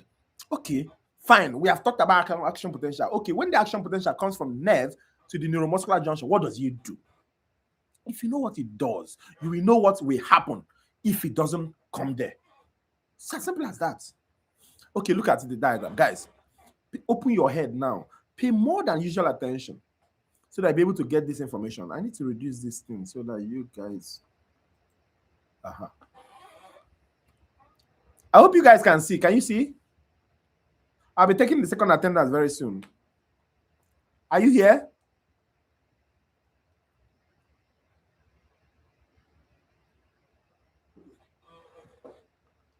Let me see people that are paying attention. Type yes.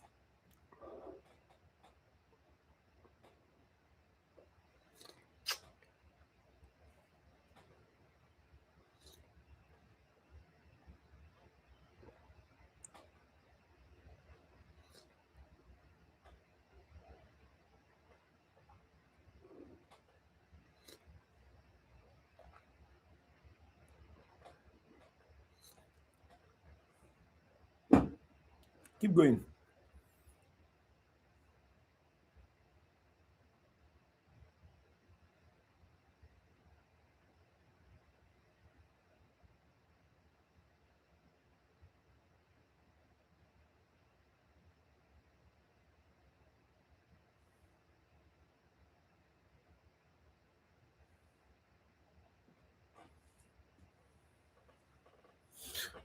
Okay, it seems we are very active. Okay, that's good. So I'll keep the discussion, the attendance. Okay, guys. So this is the action potential. See this red thing, guys? This is the action potential, the signal. Immediately it comes here. What does it do? The action potential will tell calcium. This calcium is not the same calcium in the sarcoplasmic reticulum. Remember, the calcium in the sarcoplasmic reticulum is inside here. It's here. You see my arrow? It's here. But this calcium will enter. It will immediately trigger calcium. This nerve will trigger calcium to jump into this knob. When calcium jumps into this knob, what do you think calcium will do? Calcium will start busting these guys through what? And pouring them here through exocytosis. So it is calcium that what? Stimulates exocytosis of what? ACH from synaptic vesicles. So immediately calcium triggers these vesicles, presses these vesicles. What happens? Guys, I need you to pay attention. This is the arrival of the nerve. Immediately it triggers it. You see? The vesicles burst. You see the green things? These green things are what? Acetylcholine. Acetyl what? Choline. Acetyl what? Choline. Now, acetylcholine, look at, you see these blue things. I don't know if it's blue or purple rather. Nchebe. You understand? When acetylcholine is released, where does acetylcholine go to? Acetylcholine will go to the receptor. These are the receptors, a lot of receptors. It will go to the receptors and lap on the receptor. I need you to get it. Sodium, potassium, sodium, potassium, sodium, potassium. Vroom, vroom, vroom. Vroom. Action potential comes down into the knob, busts the calcium. You understand? Busts the action potential enters the knob, makes calcium to jump into the knob. If action potential does not come, calcium will not jump into the knob. The calcium enters the knob. What does he do? Calcium busts the vesicles. When it busts the vesicles, it pushes them out through exocytosis. And what is inside the vesicles? Acetylcholine. Acetylcholine jumps into the synaptic cleft. Look at it here. Jumps into this synaptic cleft. And what is acetylcholine looking for? It's just like when you are at the airport and you go to where you don't know and you have a tour guide that is waiting for you. They will write your name on the placard. They will say lazy bone. They will hold the placard like this. Lazy bone. And immediately you come, you see your name on the placard, you go and meet the person. Right? That's exactly what acetylcholine does. Acetylcholine will come and be looking for a receptor. It will enter the receptor. This one will enter a receptor. This one will enter the receptor. This one will enter receptor. Make sense? So the question is, what happens when they match with their receptor? Look at it. This is acetylcholine binding with the acetylcholine receptor. Immediately they bind with this receptor. That is when sodium, you understand, this receptor will lead to what? Opening of ligand-gated ion gates. Right? So immediately sodium enters the channel. So it is when acetylcholine links to the channel, it will open the gate. I need you to follow the sequence, the chronology. It will open the cell. You understand? And remember, this gate is one of the proteins that we discussed. The ion gate is one of the proteins we discussed when we discussed the cell wall or cell membrane. You understand? We said that there are a lot of proteins there. When we discussed about the receptors, remember? The receptors, the CAM, the others, right? Those proteins. This is one of those proteins. And so immediately acetylcholine attached to it, it will open this door. And what passes through this door? Sodium will rush in. This time around, this is not happening in the nerve. This is happening in the muscle. Sodium will do what? Rush in. And what do we remember? We said that RMP, that's resting membrane potential, of this area inside this cell is what? Minus 70. Minus 90 MV. Immediately, sodium enters. It will change it from minus 90 MV to what? Plus 75 MV. Then suddenly potassium exits. And immediately potassium exits, it returns it to minus 90 MV. You understand? That change is known as what? End plate potential, EPP. Exactly what was happening in the nerve has started happening in the what? In the muscle. So what do you think will happen? Watch me.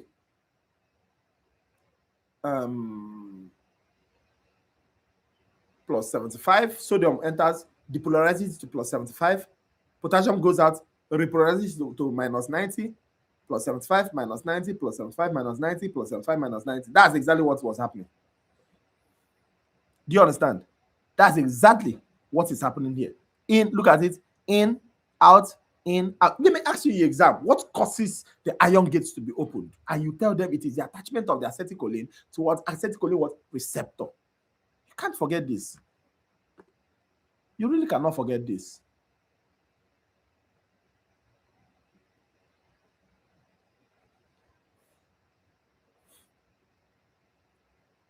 So, up, down, up, down. So that's exactly that thing we did that time. Vroom, vroom, vroom, vroom, vroom, vroom, vroom, vroom, vroom, vroom. Do you understand? That's exactly what's happening. Up, down, up, down, up, down, up, down, up, down, up, down. Until what happens? Immediately, vroom, action potential is formed. This time around, it is formed on the muscle.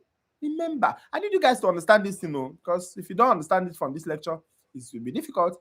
You see, this is the muscle. Remember, this is the muscle. Remember, this is the nerve. That stuff happened up there, leading to action potential, which comes here and busts this and causes calcium to enter here. Calcium enters, busts these guys, push them out to the cleft through exocytosis. What happens? All the acetylcholine laps to their receptors. Immediately they lap to their receptors, the potassium sodium channel opens, pours sodium inside, potassium goes out, sodium goes in, potassium goes out until what? Action potential is formed. Immediately the action potential formed, look at the action potential. Guys, look at this arrow. This is the arrow of the action potential now. So now we are in the level where action potential has been formed on the muscle. Now the action potential that has formed, look at it. Where does it pass through to enter the muscle? This thing is, this thing is sarcolemma, right? It passes through this T-tubule. Can you remember the T-tubule? Yes. So the action potential is propagated down the T-tubule.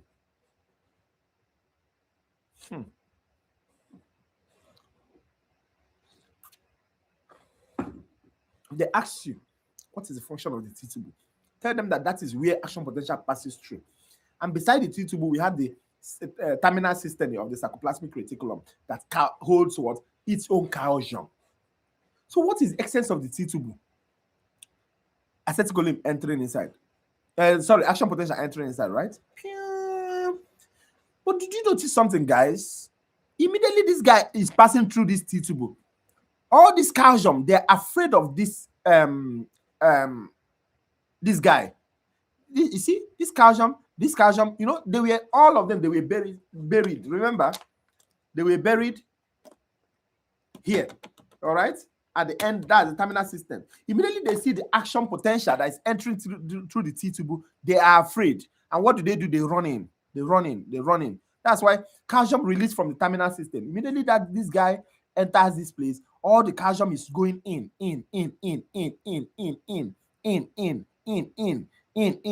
Where is it going into? The calcium enters the cytosol, right? Where is it going into? And why is it going in? The calcium will go and jump inside, right? Where the actin and the myosin is. It will look for the actin, and when it gets to the actin, it sees that the actin door is closed. You know what calcium does? Calcium wants to open that door. Calcium will go and hold the handle of that door, squeeze the handle, and open the door. Guys, come back to me. Do you remember what the handle is again? Who can tell me what the handle is?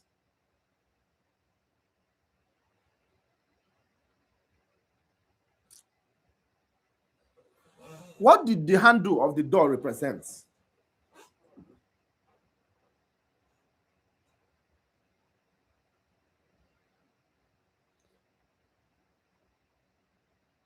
Should I call names?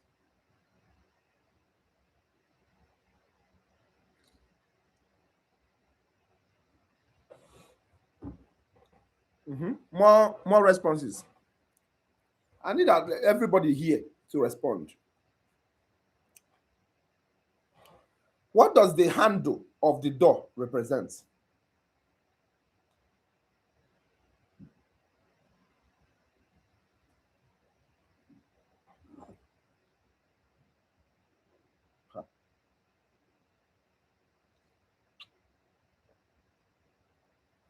Somebody is this saying yes that we said a long time ago. Maybe you just came in and you saw everybody saying yes. You said yes. I've done something like that before because we said that yes a long time ago. You are saying it now.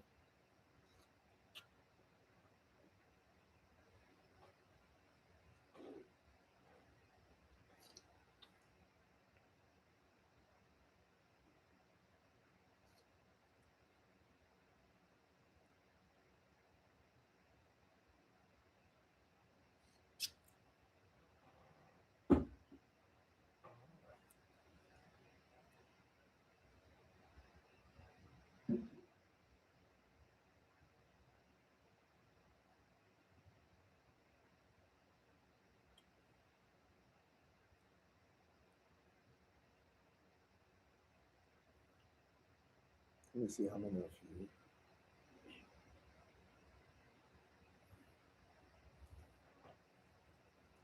One, two, three, four, five, Where is the others? Where are the others? Okay, guys, listen. The door handle is not tropomyosin, it's troponin. The door itself is tropomyosin. You know how your door is, right? That door is tropomyosin. The handle is troponin. So when calcium comes, calcium wants to open that door. If you want to open door, where do you hold? You hold what? Troponin. This is it. Look at it. Calcium holds the door handle, which is the troponin. And immediately calcium holds the door handle, what does it do? Calcium will squeeze it. Once it squeezes the door handle, the door will what? The tropomyosin will what? Open. Look at the arrow showing how the tropomyosin open. Did you notice under it, what do you see? You see the active sites of actin? Yes. These active sites of actin. You understand? That's exactly what calcium does. You need to know the chronology. Guys, I'll give you the chronology again. Let me start from the beginning. Sodium, potassium, boom, boom, boom, boom, boom, until they do boom, action potential is formed in the nerve.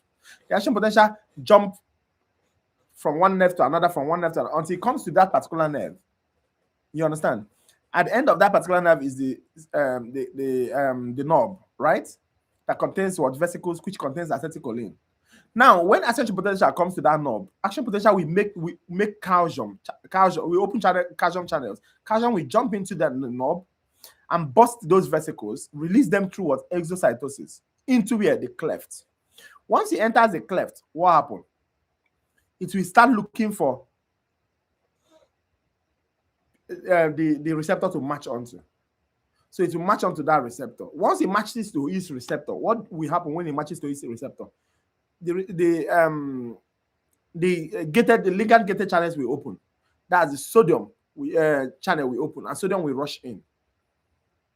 If you let sodium rush in, potassium channel will open, potassium will rush out. So they do. So that's boom, boom, boom, boom, boom, boom, boom, boom. So with sodium and potassium, that's happened in the nerve. It's now happening on the muscle. They've transferred it to the muscle. At the end of the day, we do boom, action potential is formed. Once the action potential is formed, the action potential now travels through the sarcoplasmic, through the T-tubule. And remember, the T-tubule is flanked by the cystenis. The cystenis is the terminal end of the sarcoplasmic reticulum that houses the calcium. Immediately the action potential is passing through it, the calcium is afraid. It runs inwards. Running inwards to where? Running inwards where the actin and the myosin is. And what does he do? It will just go and hold the tropomyosin. Sorry, the troponin. This is the troponin. It will hold the troponin and squeeze it. And the troponin, that which is the handle, we open the door, which is what? The tropomyosin. This long thing is the tropomyosin. And immediately it opens it, what will happen? You see under it, you see what? Active site of actin. You understand? And immediately you see active site of actin, this myosin will what? Lap on it. Any question?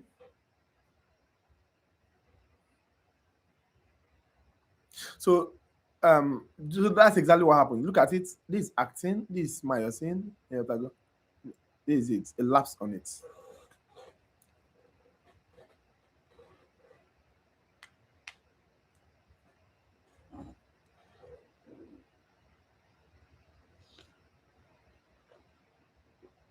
Yes, I can repeat.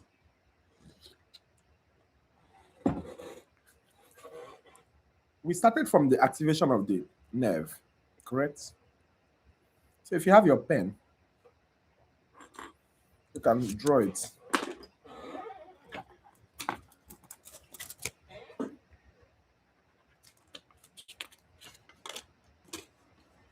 So we started from the nerve, right? The nerve. How it's activated, right? Which says depolarization, that's sodium enters, it changes from negative towards positive, it go up, come down, potassium goes out, sodium enters, potassium goes out, until the boom, boom, boom, boom, boom, boom, action potential is formed. So the action potential travels to another nerve, until it gets to the main nerve. And that main nerve, at the end of that main nerve is one big opening here. That big opening is known as what? The knob, right? What this action potential does when it gets to that end is to open the calcium channel. So immediately calcium what? Enters inside calcium. You can actually be writing it as I'm saying it. Calcium enters inside. When calcium enters that, what does calcium do? Calcium will burst the vesicles, and those vesicles contain acetylcholine. So immediately, the acetylcholine will jump into the clefts. Now, when acetylcholine jumps into the cleft, acetylcholine is looking for something. It's looking for an anchor.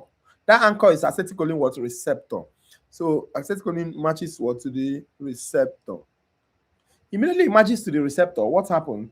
The gates, the ligand gate of the receptor will open. Remember that receptor is like a door of its own on the plasma membrane of the muscle, right? So the door will open, and immediately the ligand gated channel opens. Sodium will rush inside. Just exactly what happened there. Sodium will rush inside to cause what? Depolarization. Pew. Positivity. Because it's minus 90. Sodium will change it to 75 plus 75. That's depolarization. Then potassium will go out again. It will go back to minus 90. They keep doing that until action potential is formed. Vroom, vroom, vroom, vroom, vroom. But this time around, the action potential formed is in the what? In the muscle fiber. All right? Now, that action potential does not just enter inside the muscle fiber. No. Instead, it will travel on the surface of the muscle fiber, which is the sarcomere, until it gets to a terminal system, or until it gets to a T-tube, a pipe like that. So it will jump into that pipe. So once it's going down into that pipe, the calcium, look at it here. Look at it. So this, once it jumps in, look at it, it jumps into that pipe. This is the terminal T-tube. Then between this T-tube is flanked by the terminal system in the two sides. This is a lot of calcium on the terminal system. Now, immediately this guy is going, all the calcium starts jumping in. Do you notice something? Look at this place, guys. Look at this place. What do you see here? This is light band, right? This is dark band. So immediately, this light band is actin. Actin is the one that has what? That the head is covered by what? Tropomyosin. All right. So this guy will now come. Immediately they jump in. They are looking for trouble. They just jump in and go and jump to what? The door handle. They want to escape. They want to run away. So they go and hold the door handle. That door handle is troponin. You understand? Then when they squeeze troponin, they open troponin. When you open, they squeeze troponin, they will open the door. And what is the door? Tropomyosin. So when you open the door, the opening is there. That opening is active site of actin. All right. So that active site of actin, what happens to it? The myosin will what? Lap onto it. And before the myosin laps onto it, myosin needs energy, ATP, to lap onto it. That's what we were discussing here. Let me show you. See, look at it. There's hydrolysis of ATP to ADP to pi. This activation and cooking of what the myosin head. You see? You understand? So that activation of the myosin head is it requires ADP plus PI. Do you understand? Then it attaches to the active side of actin. Immediately it attaches to the active side of actin, contraction happens. That's how contraction. We are getting. All we wanted to do was, how does contraction happen?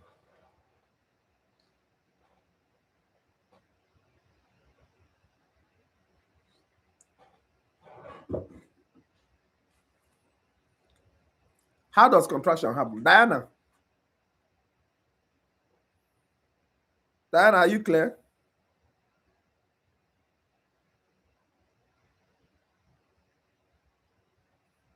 Okay, Diana is clear. Anybody has any question?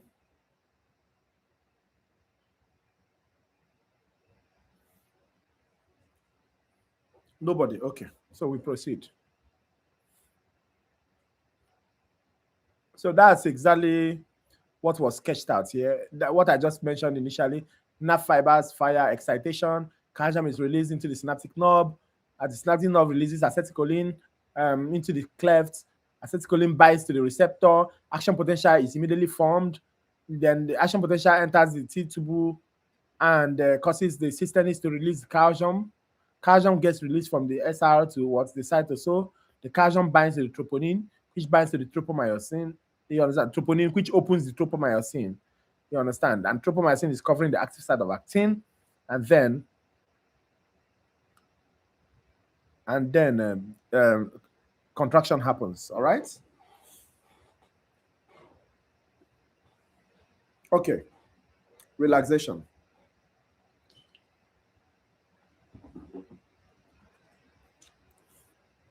Relaxation. So for relaxation, the nerve stimulation and the ACH release stops. All right. So the nerve stimulation stops. Now the ACH, acetylcholine, there's an enzyme that breaks down acetylcholine. For relaxation to happen, this enzyme breaks down acetylcholine. It's known as what? Acetylcholinesterase. Acetylcholine what? Nesterase. It will break it down to acetyl and choline. Acetyl what? Cholinesterase. So that's this purple one, this big purple one. It will come and break down this acetylcholine. Then choline will enter back to form another acetylcholine inside the vesicle. You understand? So immediately acetylcholine leaves this guy, this receptor. You understand? Contraction stops. You understand? All the calcium that rushed away, all of them, they come back. They are no longer afraid. They come back. You understand? And because they come back, what happened? The calcium now lifts the door handle. Once it lifts the door handle, what do you think will happen? The door will come back again, close, back. You understand? So tropomyosin reblocks the active sites again.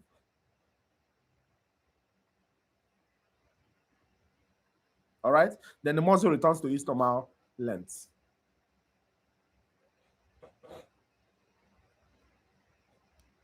Are we clear?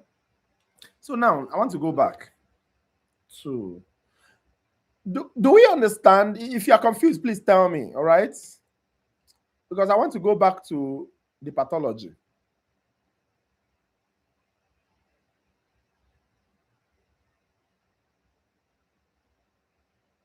Yes.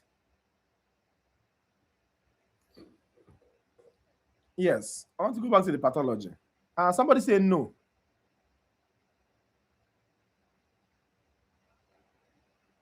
No, are you, is there anything confusing you? Okay.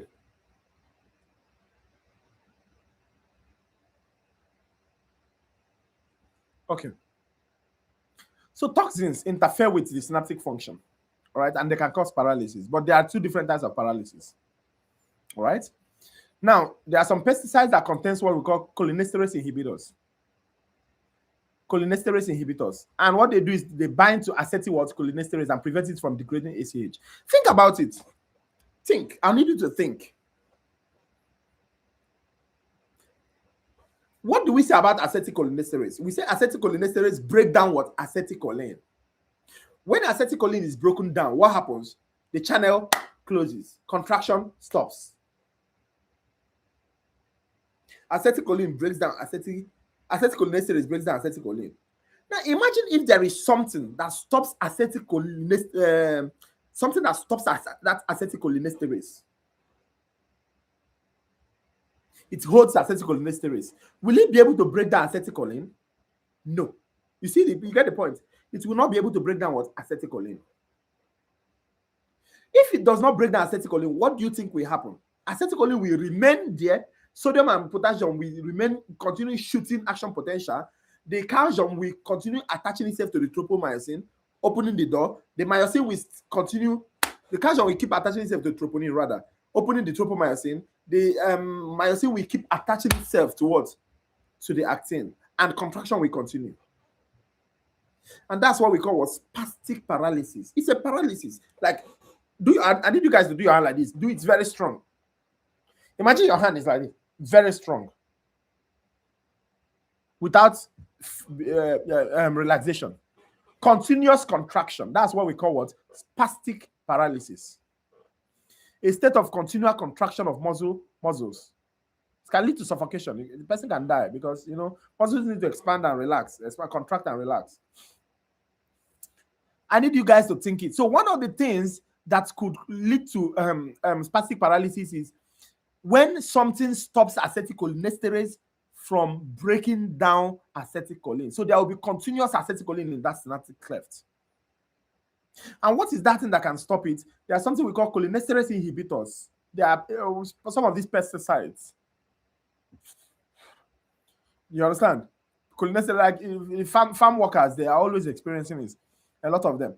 Cholinesterase was inhibitors. It will stop cholinesterase from breaking down what? Acetylcholine. So acetylcholine will continue there. So contraction will continue. Imagine contraction continue. That's exactly what's happening here.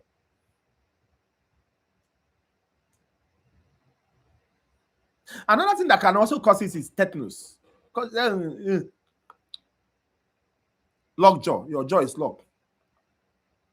That's continued contraction. Tetanus. But tetanus does not have anything to do with acetylcholinesterase, right? Instead, Clostridium tetani that causes that tetanus, right? It pushes out the toxin we know as what? Glycine. That glycine will enter inside the spinal cord, you understand? Normally stops motor functions from producing unwanted muscle contraction. Or rather, not glycine, it will produce tetanus toxide. Tetanus toxide will block glycine. What am I even saying? Glycine is actually something in your body that stops shooting. You understand? Contraction that does not make sense. So glycine stops it. So what tetanus toxin does is to stop glycine. So if it stops glycine, there's nobody that will be able to checkmate those unnecessary contractions that your body exhibits. All right. So that is the two spastic paralysis that we majorly have. They usually set in your exam, the two of them. Now let's talk about flaccid paralysis. When you talk about flaccid paralysis, you see my hand. Very flaccid. Spastic paralysis. The two of them is paralysis, but one is spastic, one is contracting, one is relaxing. But paralysis is paralysis. All right. So flaccid paralysis is a state in which the muscles are lame and cannot contract. There's something we call chorea. You understand? This chorea, what it does is that it competes with the active side of our ACH. Do you understand? So it's just like there's this movie I was seeing. This guy comes to the airport and I've forgotten his name. I think Mohammed or something. He comes to the airport and somebody else, they want to kidnap him. So they wrote his name and held the placard and he followed the wrong person. Before the right person will come and show placard, they have taken him away. So you see that wrong person is competing with the right person. You understand? So that wrong person is known as what? Chorea. So what this chorea does is it will come, right, and pretend to be what? Acetylcholine and go and bind to that receptor. So when acetylcholine comes, acetylcholine will not see anywhere to what? To bind. And if acetylcholine does not bind to the receptor, what will happen? Contraction will not happen. The muscle will remain relaxed. And that's why it causes what? Flaccid paralysis. You must remember these things. Same thing with botulism. Botulism is a type of food poisoning caused by what? Neuromuscular toxins created by bacterium what? Clostridium what? Botulinum. So you need to know the difference between this botulinum and what? And Clostridium tetani. You need to know the difference between the two of them. That you understand the same this thing. So the same organism, different species. So what does Clostridium botulinum do? It blocks the release of ACH. So ACH is not able to come out of the vesicle. It blocks it. So if ACH is not able to come out, that means ACH cannot what? Lap to the receptor. That means contraction cannot happen. That's why it is what? Flaccid paralysis. And we use it a lot to maybe I should go and do it. Let me see my face. I'm getting old. 52 years. Okay. You understand the point now. So all these wrinkles, you see wrinkling, you see my face. Wrinkling is actually contraction. But if I put it here, it will relax it. You understand? Forever young. Na, forever young. Somebody is busy laughing at me because I cannot sing. You're laughing, ba?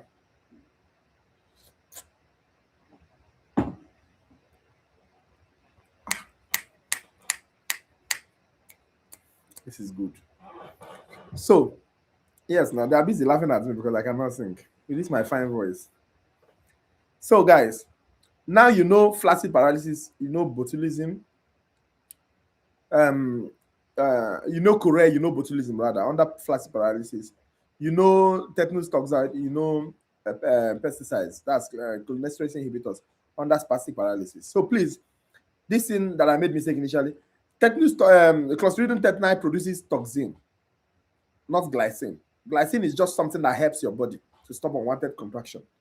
But this toxin will go and block glycine. So all those unwanted contraction will start happening without you even know doing anything. You can't do anything about it. It's because of overstimulation. I don't know if you like. You can Google right now opistotonus. Google it. Opistotonus. I need you to see how some of this spastic paralysis happens. Opistotonus. If you've Googled it, tell me.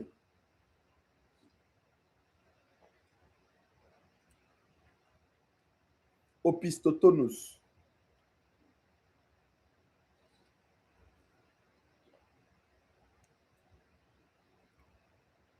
You are busy chatting. Leave the chatting and Google what I asked you to Google now. I need you to look at the picture.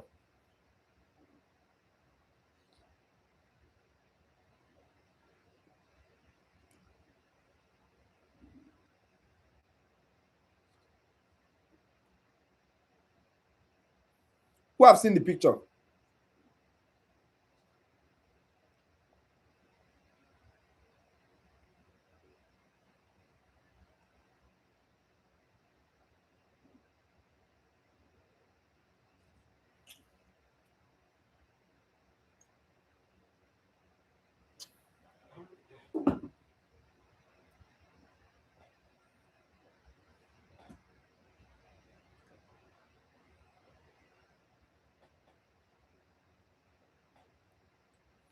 No, Botox.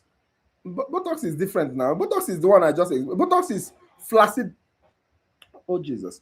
Botox is flaccid paralysis. You understand? It's flaccid paralysis. You understand? We discussed this initially, but this one is a spastic paralysis. You need to know the difference between the two of them.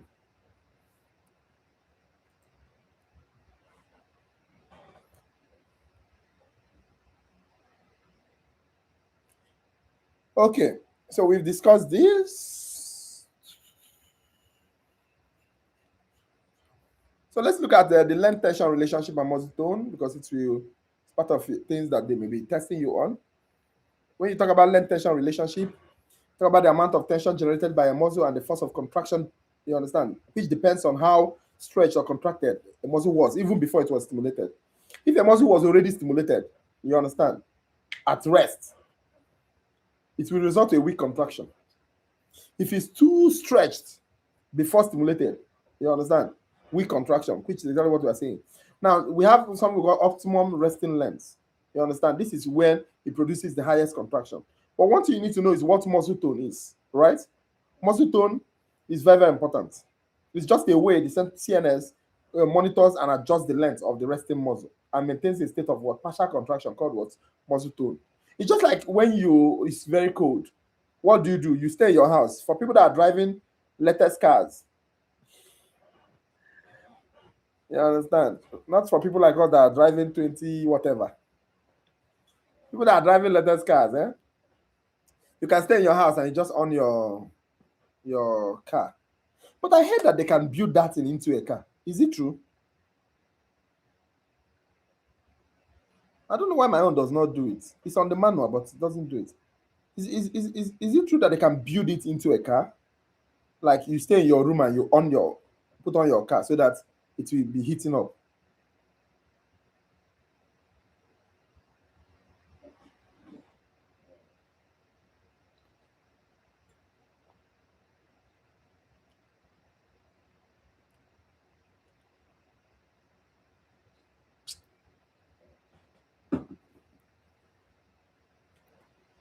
Nobody here knows. Probably they can. So, Michael, where are you? Are you sure you are here? I've not seen you talk.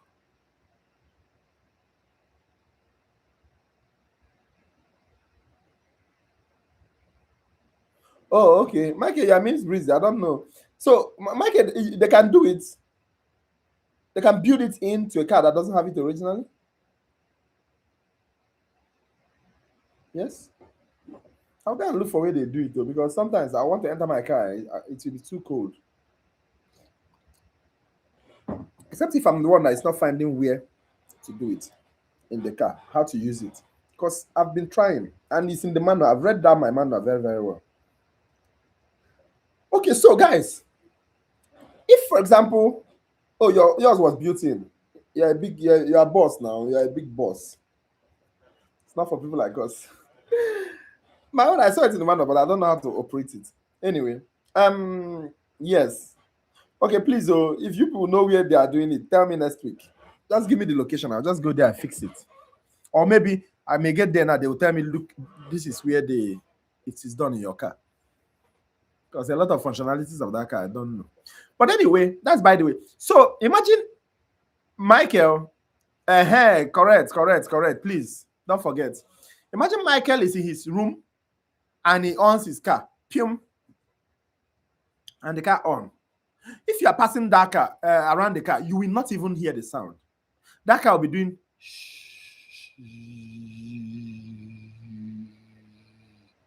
It's not moving, but it's not off, right? It's not enough to move. That power is not enough to move, but it's not enough to off. But that power is enough to keep the car on and steady. That's what we call what muscle tone. Simple. That's what I was trying to explain all this while. That's what muscle tone is. All right? So muscle tone is, even if you are sleeping, you have muscle tone. The only people that don't have muscle tone is people that are dead. All right? So this is exactly what we're talking about. This is the sarcomere, you understand, length before stimulation. This is the length before the stimulation. Then this is when it's overly stretched. This is optimum resting length, right? So if it is like this, you see, look at, if you see the pepper, this is the tick. You see how the tick, you understand, how the thin is so inside the tick. You see that this is overly stretched. At this level, if you stretch it again, it will overly contracted rather. At this level, if you stretch it again, you will not get maximum whatever.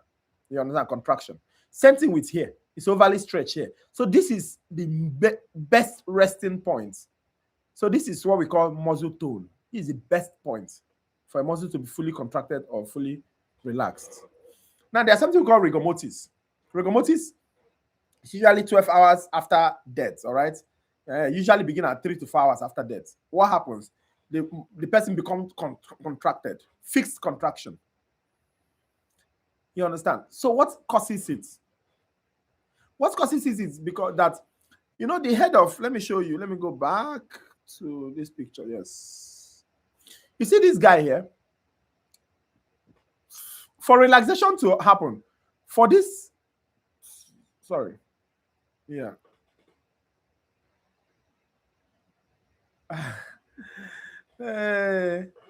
Don't worry, the American stuff will be out soon, so maybe I'm not going anywhere.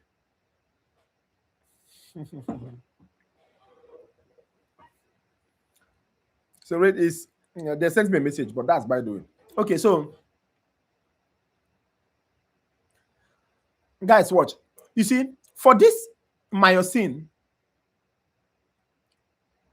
or even calcium to leave this point, you see this point of attachment, for it to leave, it requires ATP. It requires what? ATP. So let me go back. So what is rigor mortis? Rigor mortis is when somebody is dead, the person is no longer producing ATP. So because the person is no longer producing ATP, the calcium that is holding the troponin will refuse to what? Leave. The myosin will refuse to what? Leave as well. That is what we call what? Rigor mortis. So that means contraction will remain, but the relaxation will not happen. So if you look at what they wrote here, deteriorating sarcoplasmic reticulum releases what? Calcium.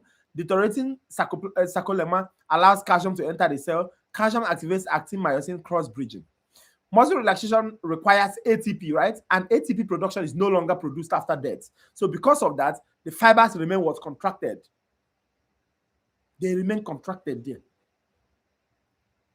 But after maybe between 48 hours to 60 hours, what happened? The person relaxes. Rigor mortis ends. So the question is, why?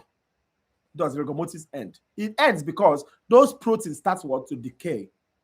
Troponin, protein. Myosin, protein.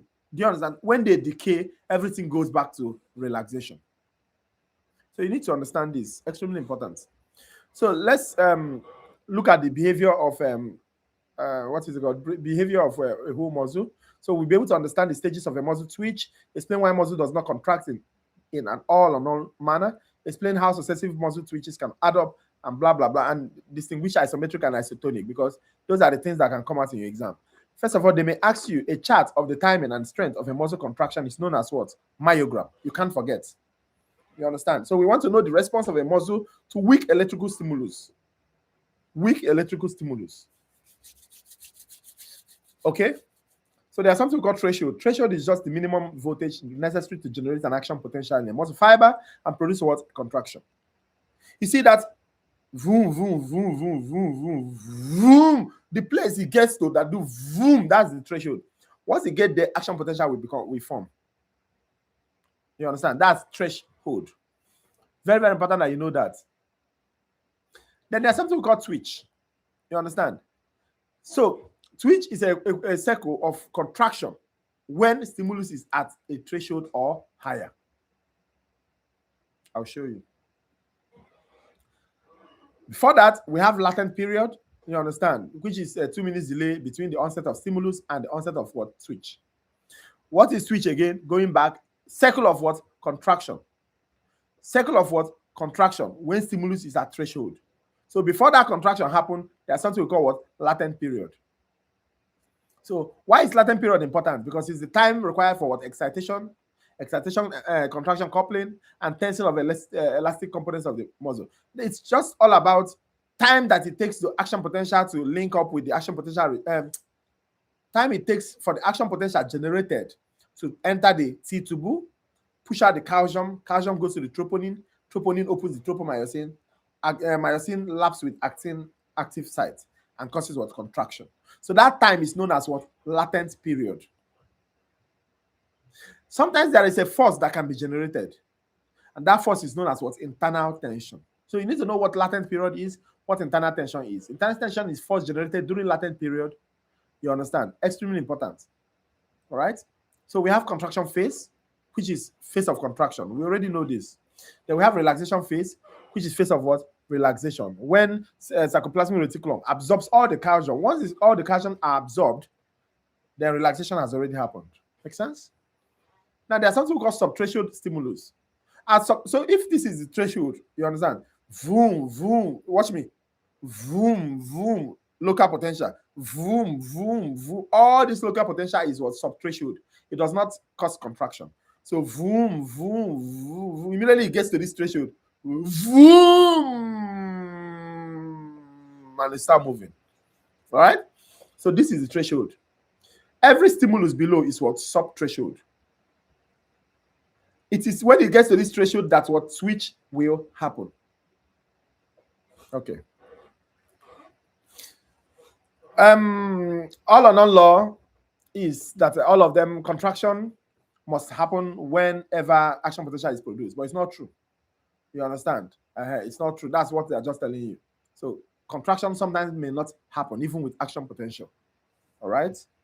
That's just what that diagram is doing. So later, just look it up. Now, a lot of things that can lead to twitches, temperature, pH, the state of dehydration. You understand? And even stretching. All these things can lead to what? Twitch. Now, what I am more interested in is contraction strength. Contraction strength. All right? If I am not able to push this table, what do? I just go and get a friend or another friend. I recruit people. Do you understand? I recruit people. Give them, just like this snow that you guys are, that's in your house right now. It's no longer in my house. You understand? So this snow, for example, you know, some of you paid somebody to pack the snow for you. You understand? $50 per hour.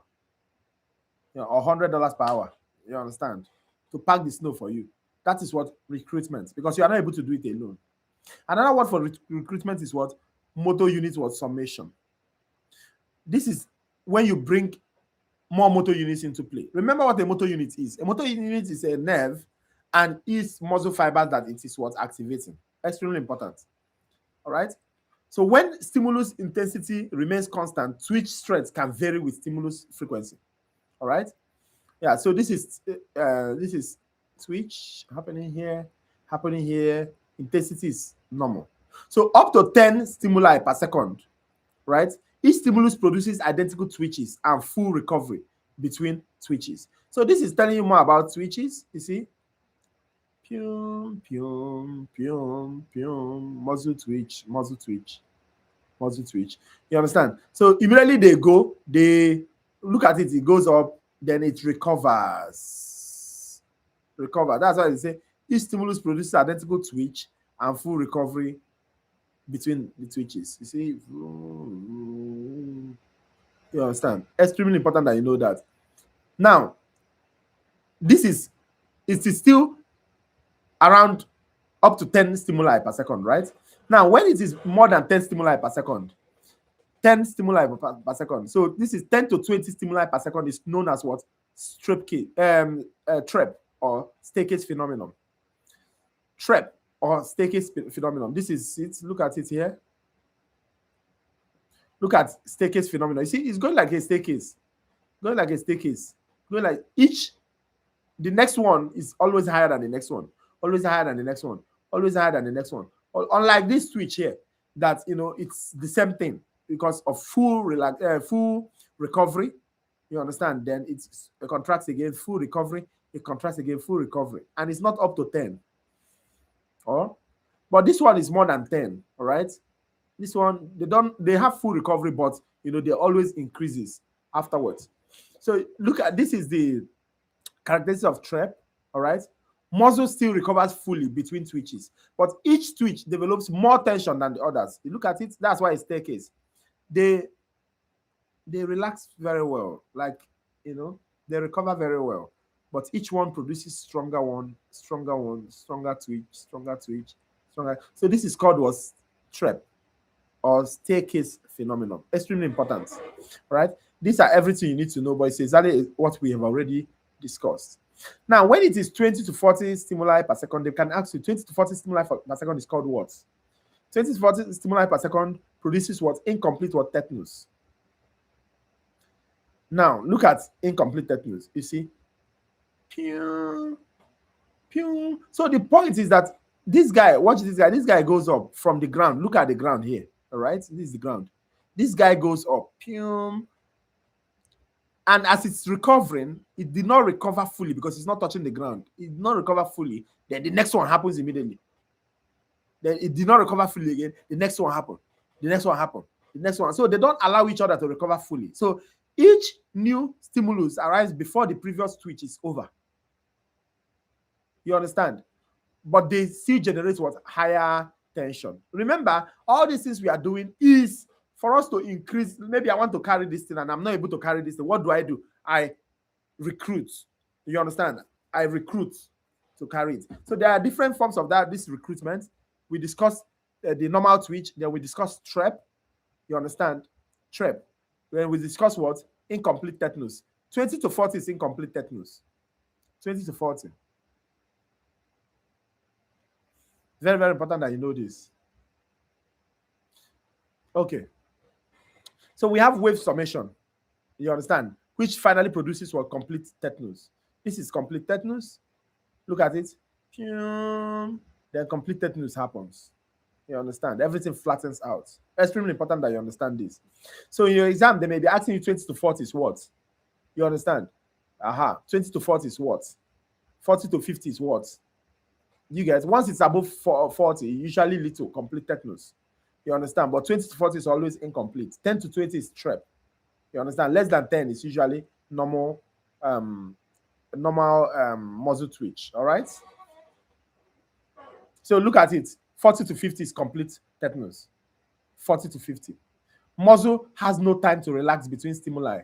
Twitch fused to a smooth prolonged contraction called what? Complete what? Tetanus. A muscle in complete tetanus produces about 4 times the tension as original. It's just like when you lift load. You know, these heavy things you guys lift in the gym. I go to the gym. I see them lifting a lot of big things. Me, I don't try it too. I just go and pick one small thing and lift and go to my house. You understand? People will be lifting. See them. Lifting something. You understand? At that moment, they are submitting almost 40 to 50 stimuli. You understand? They flatten out. You understand? You see them before you throw it away. How can I pay money to stress myself? Please, oh, I can't do that. Now let's talk about. She's laughing. No, but it's true now. How can I pay money to come and stress myself? If I go to the gym, I just sometimes even my water bottle. I always go to the gym with this water bottle or with the other one that Sima gave me. I just use it and do like this, do like this, do like this. Go to the what is that thing called? Cardio. Do it. If I just do it for 5 minutes, I'm just looking for one sweat. Immediately one. I say, sweat, please come out. Please come out. Please come out. I've done a lot. Immediately one sweat just comes out. That's it. I pack up and I go to my house. I cannot come and kill myself with my money. Ha! No.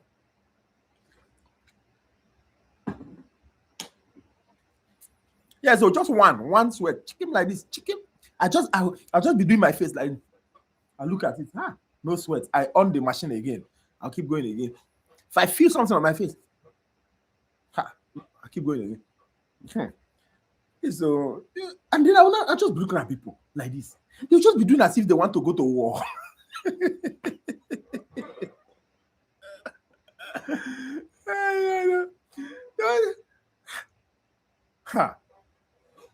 When they ask somebody, are you going to war? Are you the military? You say, no, I'm not the military.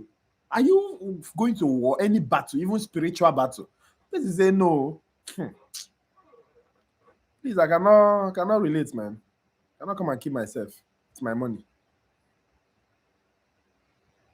Okay. So let's go. They'll be asking you about contractions, different types of contraction. We have isometric. We have yes, now. Just one, my dear. Just one. So this is isometric muscle contraction. We have isotonic muscle contraction. Isometric, isotonic, yes. Isotonic is divided into two. We have the concentric and the eccentric. Eccentric. Are you still laughing about the one sweat? Yeah, I cannot kill myself. Your chest will not be big like this. You see, the P major will come out like this. The what is this thing called? The biceps will come out. Triceps come out. You understand?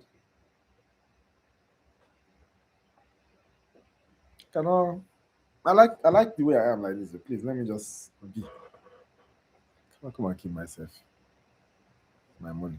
And you'll be paying every month too. Every month you pay 50. Every month, I think $40 to $50 to stress yourself. Okay, guys. Yeah, we even gonna end that subscription. I'll just be in my house and I have a lot of things to gym in this house. See the bottled water, I can use it to like the bottled water. Yeah. I say discipline. I'm not talking about going to the gym. I don't have a problem driving down to the gym. Trust me. Sometimes when I finish lecture, even in the night, I just drive to the gym. You know that? But my problem is just all these big things that they are lifting as if they are fighting war. Please. Okay, guys, don't mind me. I was just playing around as usual. So I need you to pay attention to this diagram. It's extremely important to your academic health. All right. So we have three things there. We have isometric contraction. We have isotonic concentric and isotonic eccentric. One is con, one is E. You understand the points now? So when you talk about isometric muscle contraction, you understand the muscle is producing internal tension while an external resistance causes it to stay in the same length. It's just like you do your hand, like watch me. You do your hand like this. Do it. You that is going to the gym, do it. Do it now. Be disciplined. So if you do like this, I see my hand is not moving, but my hand is contracted. If you touch my hand now, you see too much biceps here. It's just that I don't like showing it. I don't like showing off. See? I don't like showing off. Can you see it? So contract your hand, keep it in one place. That is what we call isometric muscle contraction. Isometric muscle contraction. So at this point, muscle is producing internal tension. There's internal tension. Why there's an external resistance? You understand? Why an external resistance causes it to stay in the same length or become longer? You understand? Very, very important. That's how you stand. You stand when you stand in one place. That's how you stand. We call it isometric contraction. Look at it. Isometric contraction. There's muscle tension here, but there is no movement. Can you see it? Now, this is isotonic concentric. When it is concentric, it means that the angle is what reducing. Look at it, concentric. That's it. You guys lift. Lift it. Me, I just go and look for 15 kg. Is it kg or 15 pounds? 15 pounds. I just go. Yeah. Like, I don't know if it's fat. They just write it 15. You understand? Sometimes I look for 10. I don't like stress. I see somebody carrying 45. Am I crazy? Like, why? Okay. Oh. So, Michael, I know you are carrying 50 self. Because I know you're carrying 50. Because you are strong. Me, I'm not strong. I'm soft. Okay, so you see, this is isotonic. They will ask you isotonic concentric in your exam. Pay attention to the concentric and to the eccentric. Isotonic concentric. Okay, it's in pounds. It's 15 that is my maximum. Me, I cannot exceed that. You understand? I cannot try it. So you see, this is so the angle is shortened. You understand? So muscle shortens tension. Muscle shortens, tension remains constant. So like this. That is isotonic concentric contraction. Now this is isotonic eccentric contraction. The same tension, muscle, you are maintain tension, but you are going away. Do you understand? You are extending. So just do it like this. Extension is what? Isotonic eccentric. You should be doing this thing I'm doing right now so that I can remember it. If you write it in your book, you will not remember. Do it. Extension is isotonic eccentric. E for extension. E for extension. E for extension. Isotonic eccentric. All right? Isotonic concentric flexion. Isotonic eccentric extension. Isotonic concentric flexion. But your hand must be strong. You must, and be shaking like this. But when you keep it at one place, it's called what? Isometric concentric. Isometric contraction, rather. So those are the three. I don't believe you can fail it anytime, any day. So I'm not reading this because I already showed you. All right. So this is isometric. This is isotonic phase. Okay. Now let's look at muscle metabolism. All right. All muscles, they use ATP, right? It can be organic energy resource. It can be oxygen. The main two primary pathways of ATP synthesis. How do they synthesize ATP? We have anaerobic fermentation and we have what? Aerobic fermentation, respiration. You understand? When you have oxygen, like when you start running now, your muscle is using what? Aerobic. It's using oxygen. That's why you can be running. But what happens when you run 1 to 2 miles? Me, I can run 4 miles. So trust me, I can. That's why probably my leg is even paining me. Part of the reason. But there are some people, immediately they run 1 to 2 miles. What happened? Their joints start paining them. They start getting tired. Fatigue comes in. Why is fatigue coming in? Because aerobic respiration has stopped. Aerobic respiration is when oxygen is supplying that muscle, right? But immediately it stops, anaerobic takes place. And anaerobic leads to what? Formation of toxic lactic acid. Those lactic acids will be deposited in your muscles, leading to what? Leading to fatigue.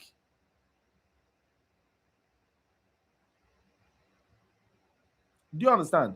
It can be when you are running. It can be when you are doing reproductive activities. It can be when you are doing anything. Anything can lead to that time you are tired. You'll be telling somebody to keep going. That you understand? The person is already at that moment. The person is experiencing anaerobic fermentation. Lactic acid is produced in the joints, and you want to kill somebody. Do you understand that point now? So that's anaerobic fermentation and what? Aerobic what? Respiration. I hope you guys understand this. Do you get? So look at it. 0 to 10 seconds aerobic. Do you understand? Before you know it, it goes to what? Anaerobic. Look at it now. You are now tired. And immediately you are tired, you now start repaying oxygen debt. There's something called oxygen debt repayment. All right? So immediate, short distance, myoglobin. You remember myoglobin? We have myoglobin and glycogen. That time we discussed it, right, in the muscle. You understand? There are two enzymes that helps to produce, helps to make you meet ATP need. Two enzymes. So these two enzymes, they control the phosphate transfers. You must know them because they will ask you in your exam. One is myokinase. The second one is what? Creatine kinase. Myokinase, creatine kinase. What does myokinase do? Myokinase transfers the one phosphate from one ADP to another ADP.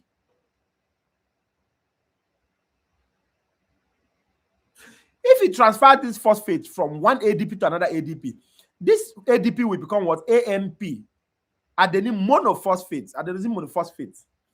Because it took one phosphate, mono.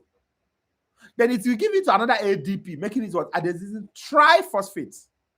So what myokinase does is to transfer one ATP from ADP to another ADP. You must remember that for your exam purposes. That's why it's on red. What does creatine kinase do? Creatine kinase will go and collect, a phosphate, from something we call a phosphate storage. You understand? Molecule. Like what? Creatine phosphate. So if you say, creatine, this phosphate, you are just keeping it. It's not like you are using it. Can you give it to me? Give it to me. Let me give it to this ADP so that you have ATP, so that you have energy to go and do what it's doing, activity it's doing. Do you understand the point? So creatine kinase, how does it create? It creates by what? Taking phosphate from what? Creatine phosphate. All right? Why myokinase just transfers? All right? I hope you guys understand that. Then we have the phosphagen system. You understand? That's ATP and CP collectively. They are phosphagen systems, right? They provide nearly all energy system for CP is creatine phosphate. You know that. Creatine or creatinine. Let me see.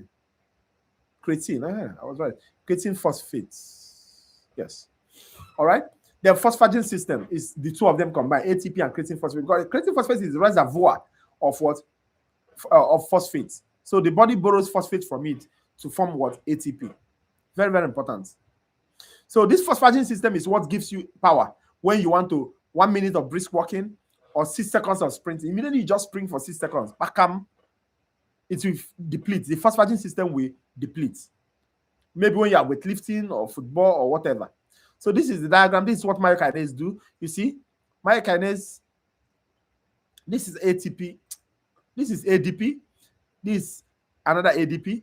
This myokinase will take one ATP from this guy and give it to this guy, yeah, making this ADP ATP. Why this guy will become AMP? Exactly what I discussed. Now, this is creatine kinase. What does creatine kinase do? It will just go and tell creatine phosphate, say, please, you are not using this phosphate, just give it to me. If you take the phosphate and add to this ADP to form ATP, then the creatine will remain. That's exactly how they work. And this is for immediate energy or short-term energy. All right? So as the phosphagen system is exhausted, the system will shift towards anaerobic fermentation. And in the absence of oxygen, that's anaerobic fermentation, glycolysis can generate a net gain of what? 2 ATP for every glucose molecule consumed. You see, the ATP it produces is too small. You understand? Every molecule, every glucose it produces 2 ATP. So it's too small. And at that moment, it's now converting that glucose to what? Lactic acid, getting you tired. You understand? So it becomes what? Glycogen lactic acid was system. So from glycogen to what? Lactic acid. All right? So the maximum it can produce is around, it can produce a lot of ATP anyway, but the problem is usually that lactic acid that gets you tired. All right? So after 40 seconds, you see what happens? After 40 seconds or so, the respiratory and cardiovascular system catch up and deliver oxygen to the muscles fast enough for aerobic respiration to meet most of the ATP demands. So I need you to also look at it. Then this is muscle fatigue. Just progressive weakness and loss of contractility from prolonged use of muscles. All right, that's fatigue. Extremely important that you understand it. let me see. Yeah, this is endurance. Endurance is just the ability to maintain high intensity exercise for more than 4 to 5 minutes. I can endure. I'm not a fast runner, but I can endure. I'm a marathon. I run marathon, yes. But I don't run very fast. Like if me and you move out now, you can fly ahead of me. But I will catch you and I will pass you. That's the truth. No matter how long it takes. You know, so I can just keep running like that, 3-4 miles, sometimes 5 miles.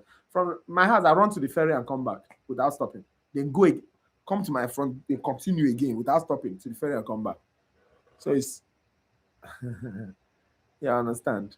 So that's the thing. Okay. So I need you guys to look at these things. Let me see. How many minutes do I have? I have 13 minutes. So this is how they replay. We've done fascicles. We've done temporal summation. So this is endurance and this is resistant training. You need to know the difference. Resistant training is weightlifting. Maybe I should go and be lifting weight, but I don't know how to stress myself. So you understand? So contraction of muscle against a load that resists movement. You are stationary load. Let me do my own resistant training. Do your own. I feel like I can carry 45 kg pounds. So the resistant training, I just hold this. So your muscle is contracted against a load. You understand? So it's isometric contraction against a load that resists movement. The load is not moving. So your muscle is contracted against it. You are not moving. You understand? So a few minutes of resistance exercise a few times a week is enough to stimulate muscle growth. Like me now, I've just done my own for this week. You see, I carried something. I just did mine for this week. So do your own. You understand? So growth is from cellular enlargement. That's why we also encourage people that are younger to do a lot of these exercises. It really helps both muscle and bone. You understand? Because muscle synthesizes myofiber and myofibrin is very quick. Now, this endurance training, that's aerobic exercise. This one I like. You know, it improves fatigue, resistant muscles, slow twitch fibers, produce more mitochondria, glycogen, acquire a great density of blood capillaries, improves skeletal strength, increases the red blood cell count, enhances the function of the cardiovascular, respiratory, and nervous system. That's why they tell you to run in the gym. That's why it is called cardio, because it enhances the function of what? Cardiovascular, respiratory, and nervous system. You see why I like this one? You see, and it's slow twitch muscles. So I have very slow twitch muscles. Some people have fast twitch muscles. That's why I like this one. It enhances cardiovascular, respiratory, and nervous system. But look at this guy here. This resistant training, weightlifting. What does he do? Hypertrophy. Cellular enlargement. That's what he do. Enlargement, that's hypertrophy, as I mentioned from the beginning of this class. What else does he do? But this guy, this one, doing a lot of things. You guys should organize marathon. Let's run. With this, my leg. So that is about skeletal muscle. What we discuss is about skeletal muscle. You understand? So let me just hurry up this cardiac muscle. Cardiac muscle, is just for the heart. It's limited to the heart, right? You need to know the functions of properties of cardiac muscle. You understand? Regular rhythm. Anytime cardiac muscle is tired, you are dead. The person is dead. So regular rhythm. You understand? The muscle cells of each chamber must contract in unison. Loop, dup, loop, dup, loop, dup, loop, dup, loop, dup, loop. The ventricles contract. Dup. The atrium contract and the ventricle relax. You get, they must do in unison. Contraction must last long enough to expel blood. Must work even when you are sleeping. It will not get tired. No resistance. Must be highly resistant to fatigue. Imagine somebody's heart is getting tired. Just imagine your heart talks to you. You say, tired though. Getting tired. You say, please, I beg. Please. How can you get, please now. I have a lot of things to do in this life. Okay? So that's by the way. Now, cardiac muscles are also striated like skeletal muscles, but the difference is that their striations are intercalated disc. Remember, the striations for the other one is alternative light and dark band.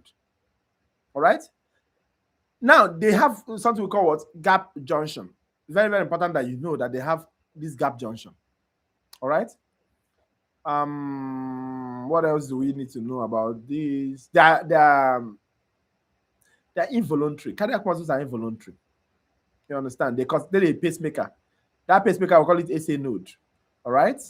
Yeah. So they are autorhythmic. They are able to contract rhythmically and independently. That's they are part of autonomic nervous system. Very, very important that you know that. You understand? And they use this aerobic respiration almost exclusively. That's why they don't get tired, because they use aerobic respiration. Unlike the skeletal that switches between aerobic and what? Anaerobic. And they have a lot of mitochondria. That's why they are able to be that strong. They are rich in myoglobin and what? Glycogen. Very, very important that you know that. So that's cardiac. Then when you're talking about smooth is also very, very important, right? Where do you see smooth muscle? Maybe usually in the viscerals. All right. Smooth muscle, it's smooth. It does not have striations. Very important that you understand this. No striations at all. All right. So these are diagrams of smooth. And also, they have gap junction. Listen, there's a question that you may see. They'll tell you, did you notice that smooth has gap junction? Cardiac has gap junction, but skeletal does not have gap junction. So there are some children that have a problem with gap junction. So if somebody has a problem with gap junction, which areas of that person will be abnormal? That's that question. That's the question. They always ask that question in every exam. So you are telling them that it is cardiac and it is what? It is smooth. That would be problematic. Skeletal has nothing to do with it. You understand? So this is smooth muscle, types of smooth muscle. You understand? Mucosa. You say? Are we back at 3? Is it not 3? Oh, 2:30. No, but I'm going to stop at 3, not 2:30. So please don't go off. I'll take the roster before I go. I'm taking 30 minutes from you, and I'm giving you the other time. All right? That's better?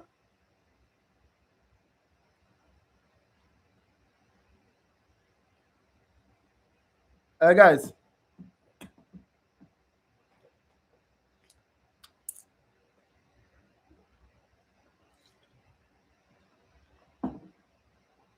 Okay, so that's better. Okay. Perfect. Okay, guys. So types of smooth muscle, you understand? We have different types of smooth muscle, but what you need to know is the smooth muscle has an area we call the mucosa. All right? This is the mucosa. If you look at it, the mucosa contains the epithelium, the lamina propria, and the muscularis mucosa. What did I tell you about epithelium? And epithelium is avascular. Anyway, you see epithelium, you must see connective tissue. So for this place, this is epithelium. The lamina propria is what? The connective what? Tissue beneath it. Then there's something called muscularis mucosa that holds them together. It glues them together. Then after that layer, you have what? The muscularis external layer. The muscularis external layer has circular layer and longitudinal layer. All right? Extremely important. This is smooth muscle for you. Smooth muscle is involuntary. You understand? Involuntary. It also have a pacemaker that sets off its wave, but not as much as that of the heart. All right? No striations, involuntary. Extremely important. So it contracts and relaxes by itself. No, you do, but it will be virtual. I'll put it to you. So you do it with your time, but it's not much. Just hold on. Let me just finish up. Then I'll show you what you do. All right?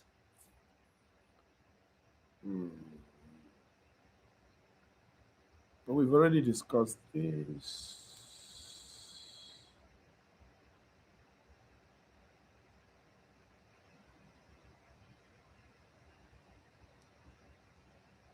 Okay, so this is talking about dystrophy. Do you remember what we discussed about muscular dystrophy?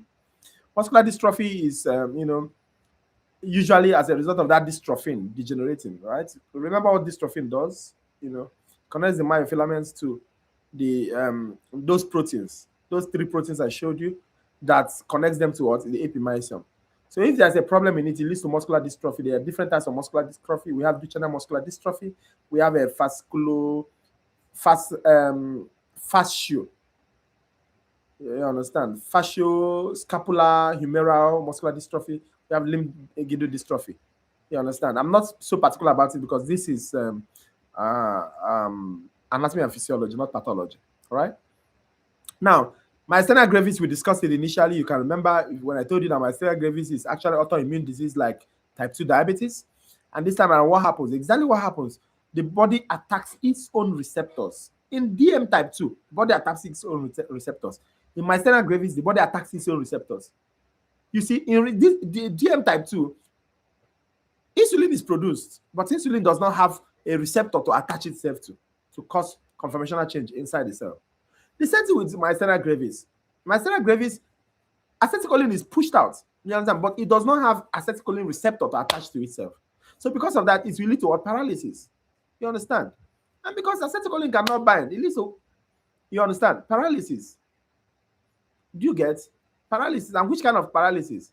Flaccid paralysis. Very, very important. That's why it leads to things like drooping eyelids and double vision, difficulty swallowing, and weakness of the limbs. Because of what? That problem. Even strabismus sometimes.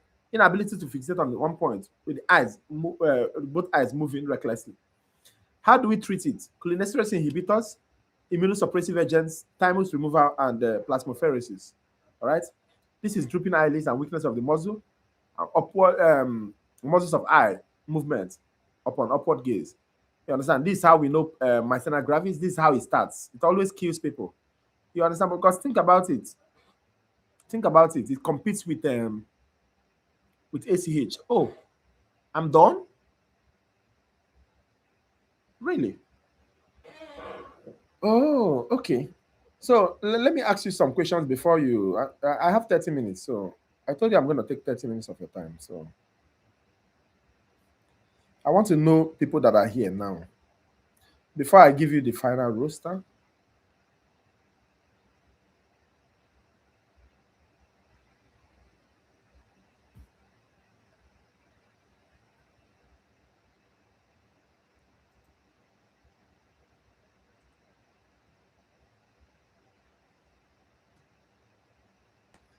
before that, do you have any question for me?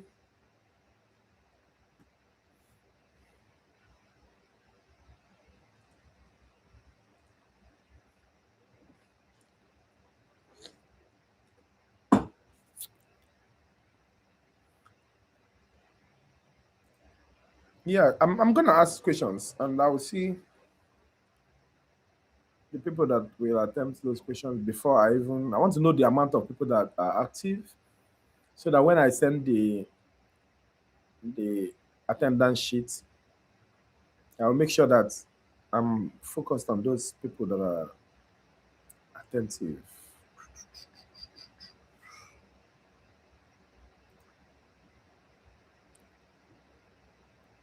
So for your lab, I'm going to assign you a virtual lab right now.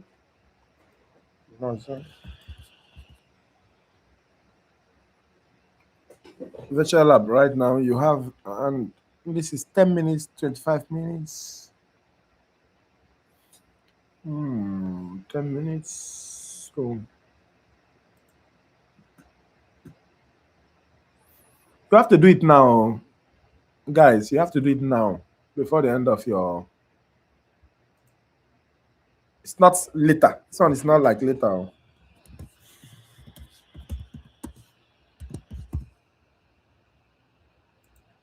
So anybody that didn't do it now today or now, I will know that that person was not in this class.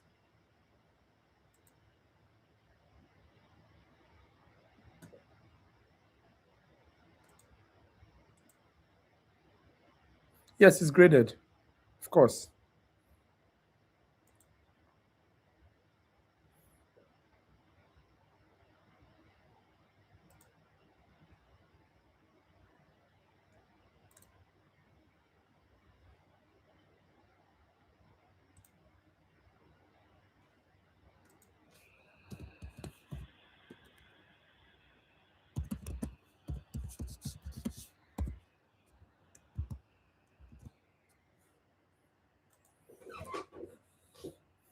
Hold on. So module one. Don't worry, I'm not giving you so money. Just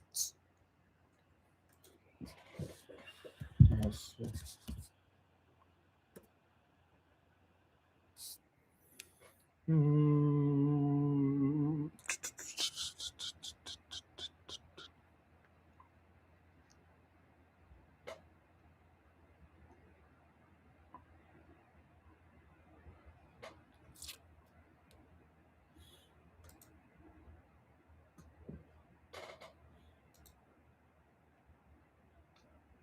Okay, yes, this is what I needed.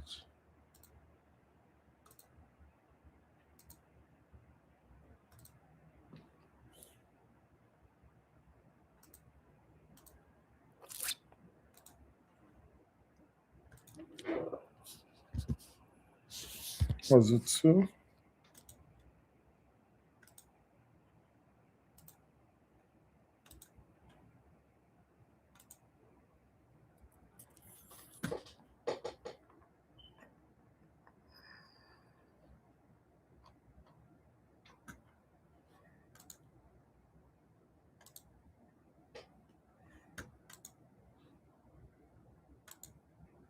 And then this is smart book.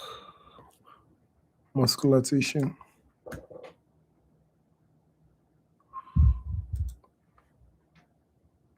This one, 40 concept is okay. To take you less than 30 minutes.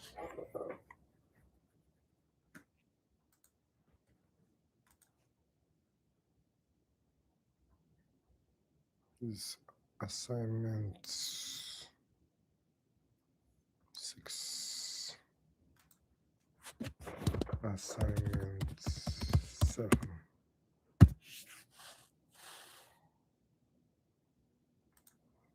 So this one I can give it a match.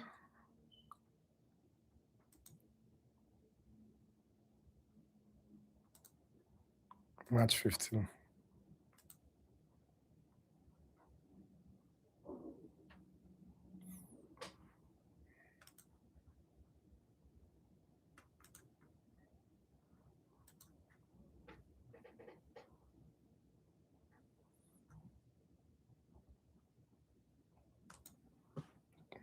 Please just give me a minute, all right? Let me finish up this thing.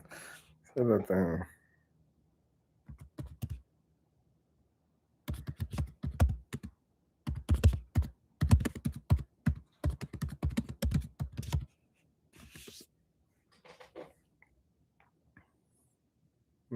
Okay, so I gave you. No, I'm not extending it. You have to do it with this time, all right? Okay, yeah. So you were asking. Yeah, so no, you have lab. So your lab, you have to do that virtual lab now, all right? So that you'll be able to submit it as soon as possible. If you don't submit it now, that means you are not in this class.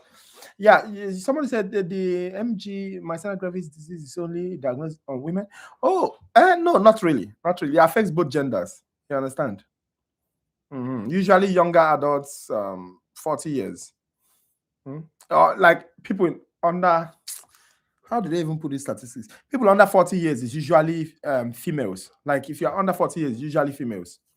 All right. But if you see a patient over 60 years with myasthenia gravis, it's usually male. You have to do the virtual lab 1 and 2. You understand? For this your lab class now. The virtual lab 1 and 2. Virtual lab module 1, virtual lab module 2. You have to do the two of them. Very important. Then the assignment 7 for people in my class. Assignment 7, you should also try to do it. That one you have to whenever to do it. But the lab is what is important. Yes, I did. Posted the assignments, yeah, assignment 7. You have to whenever to do it, but the lab is important. And the lab will just take you less than 30 minutes. So do it now. If you don't do it now, I will know that you're not here, right? Okay, any other question for me? Good people. Any other question for me?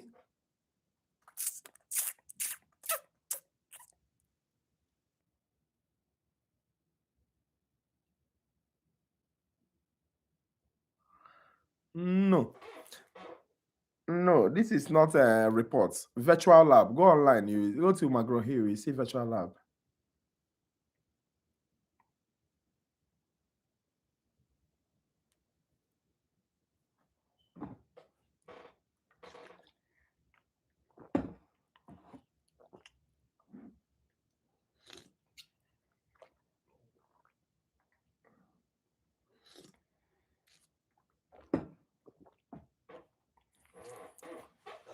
Any question for me?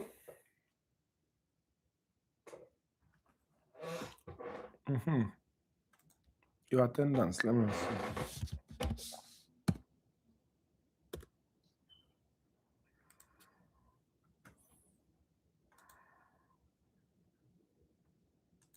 Now our school is very active with attendance, which is a wonderful thing. That's why we have the best students ever. Serious students. No.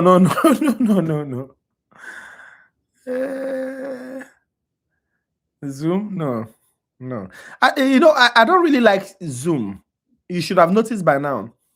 Why I don't like Zoom is because, when I finish, they want to store the session in my, and they want to store the session in my laptop computer. So I don't like it. You understand? I don't want that. So why I prefer YouTube is because any session I have on YouTube is permanently there. You understand? This class I have with you guys now is permanently there. Anytime you are confused about something, you can easily just go. It may not even be nice. Maybe in the next 2 years, 3 years. All right? It's permanently there. Yes, you guys are the best.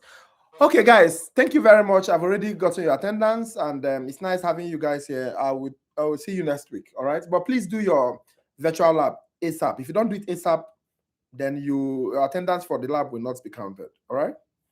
Thank you guys very much. Have a nice day. Which assignment? Yeah, just if you go on your Connect, you see it now. Assignment 7.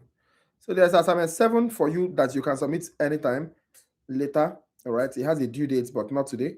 But there is the virtual lab module 1 and virtual lab module 2 that you must do today.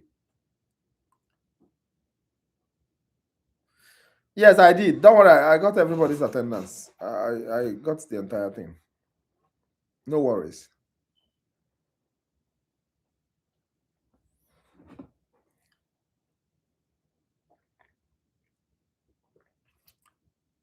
Why does it look like what? I don't get.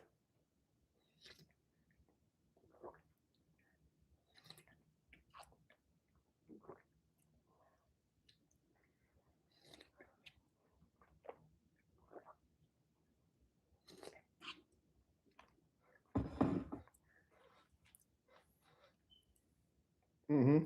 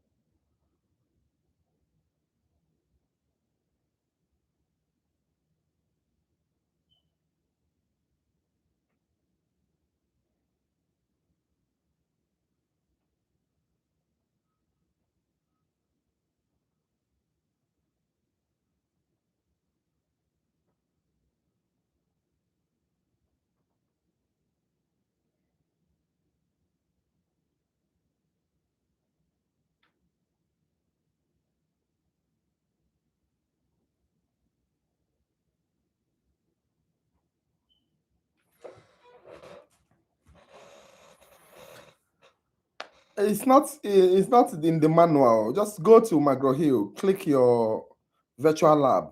You see virtual lab 1, see virtual lab 2. For Mozo, virtual lab Mozo 1, virtual lab Mozo 2. In short, you can even do it from your Canva. Go straight to the point. It's not reports that you have to upload. You don't need to upload anything. You just need to just go there and do the thing. It will take you roughly 20 to 30 minutes and you'll be fine. All right?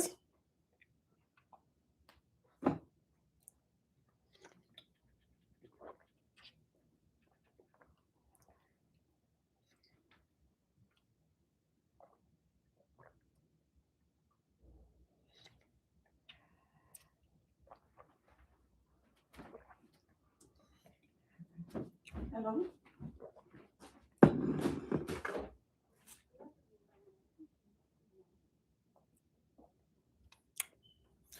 Okay, guys. I'm going to leave you guys. Thank you so much for being here. Please try to do your assignment as soon as possible and see you later. Any question, you can always send me email. or chat me up. All right. Take care of yourself. Bye bye. I'm logging off now.